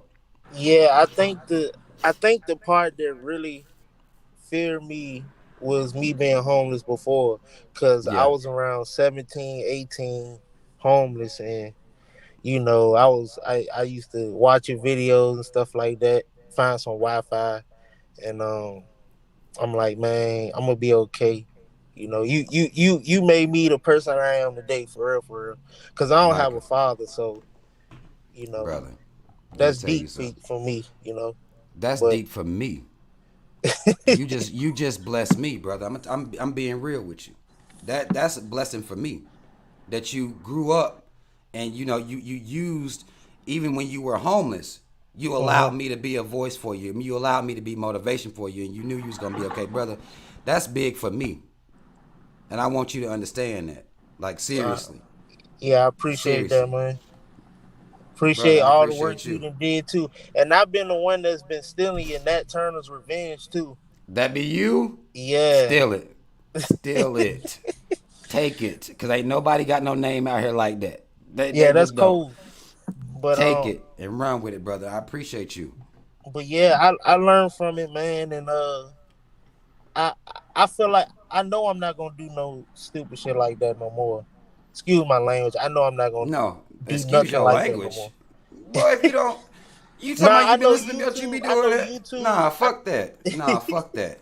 No, we don't do that. You didn't excuse your language. You talk how the hell you want to talk. Fuck these people. Yeah, man. But hell yeah, brother. And Yeah, it well, was. like I said, they saying that shot is a yearly thing. So now you not doing it no more. Cause Nah, I'm they not even working. I'm doing. I got my car and everything, my own apartment and stuff. So I kind of sacrificing my health to get those things. I wish I could have did it a different way, You had to but do what you had to do, brother. I ain't gonna hold you for that, but I'm telling you, even if you like I said, everybody took that vaccine and they presented it as a vaccine, but it's not. They're now saying you have to get it yearly. So now don't do it no more. You see what yeah, I'm saying? right. And we in And that, then and then the food we eating, it's already, killing us. right. So, cause I used to be a vegetarian for like a year, and then I went back to eating meat, and then I gained a whole lot of weight. So, but that was just me overeating. Right. during the pandemic. I don't think it was necessarily to meet. Yeah. But yeah, man. Hey, I Nice talking to you, appreciate you, man. brother. Nice talking to you too, brother. All right. I'm here. Let me tell y'all something, man. Let me tell y'all something. Let me tell y'all something right now. The way that some of the people who support me, because I'm not, y'all been watching me for a long time. I'm not a emotional guy. I'm not, I don't get on here and doing all this old shit. But how some of y'all allow me to influence, or at least to be the voice in the back of your head, you will not ever be able to understand what that means to me. Being here, doing this type of commentary, you have no idea what that means to me. And I love and appreciate anybody who allows for me to even occupy space in your mind, that you even think about anything that I'm saying. So I mean, I can't even. That doesn't bless my whole week. My blessings don't come from God. I don't believe in that. They come from my people. That's what I believe in. That's where my blessings come from. You see, that's how I do it. Y'all don't understand what that means to me. I'm a regular dude out here trying to show our people that you don't have to be a coon to exist. You don't have to do that. That's a choice. That's a choice. Hold on, let me see if I can take these off. Y'all can still hear me, right? Can y'all hear me even without those? I think I'll use those. But now I'll know that the echo, to solve the echo, I'll put those on. Can y'all still hear me now? Let me know that y'all can hear me. Because I want to say this. Because y'all don't understand, yo. Y'all have no idea. Like, y'all have no idea. I'm not generally a moved person, okay? But when I get messages from a young brother like that, or even the message I got from Pyro earlier, that type of stuff motivates me to keep going. It motivates me to keep coming in here, whether anybody likes it or not. It motivates me to keep going because I know that I can be an influence somewhere. I could easily just pass this down to my children, but I know that black people, we are a team, whether we like to believe it or not, whether we like to acknowledge it or not. One does not rise without the other. Period. I don't care if that makes me a simp, if that makes me delusional for loving black people this way. I know what it is. And that really, really done made my whole week. I couldn't even top a conversation like that. I couldn't even do it, man. I couldn't. I appreciate that type of support. I want y'all to know that. But y'all see, I done been on here for almost 4 hours. Okay? I done been on here for almost 4 hours. I'm about to take my old ass, and now I can get to say I'm old as fuck now. I'm about to take my old ass to bed. I gotta get up 5 a.m. and get to work. But y'all know, like I said, don't y'all forget, tomorrow is Malcolm X Day. If you are B123, honor Malcolm X in some type of way. I don't care if it's a quote. I don't care if it's a t-shirt. I don't care what it is. Honor Malcolm X in some type of way tomorrow. I'll be doing it, and I hope that y'all will follow my lead in doing this, just to give the acknowledgement on what contribution Malcolm X has had in many of our journeys. Now, of course, I'm not gonna sit here and say everything Malcolm was doing, because he was a religious guy. You know what I'm saying? Praising Allah and all that. I never got that. That ain't who I am. But he was a powerful speaker and a very important part of my journey as to where I'm at right now. Very important part. So we're going to honor him tomorrow. And don't y'all forget, I'm going to be reminding y'all on my social medias. And I'm going to come on here and remind y'all on here too. I might even go live from the truck. So y'all stay tuned for that. It'll be in the afternoon. I might hook everything up while I'm driving tomorrow. We might be able to, talk about some shit tomorrow. Talk about Brother Malcolm tomorrow. But do not forget, tomorrow, Malcolm X Day. Honor Brother Malcolm in some type of way tomorrow, okay? Mad love to y'all. Shout out Team Rob. Y'all already know what the fuck it is. Black first, second, and third. I'm out. And I'll see y'all on the next one.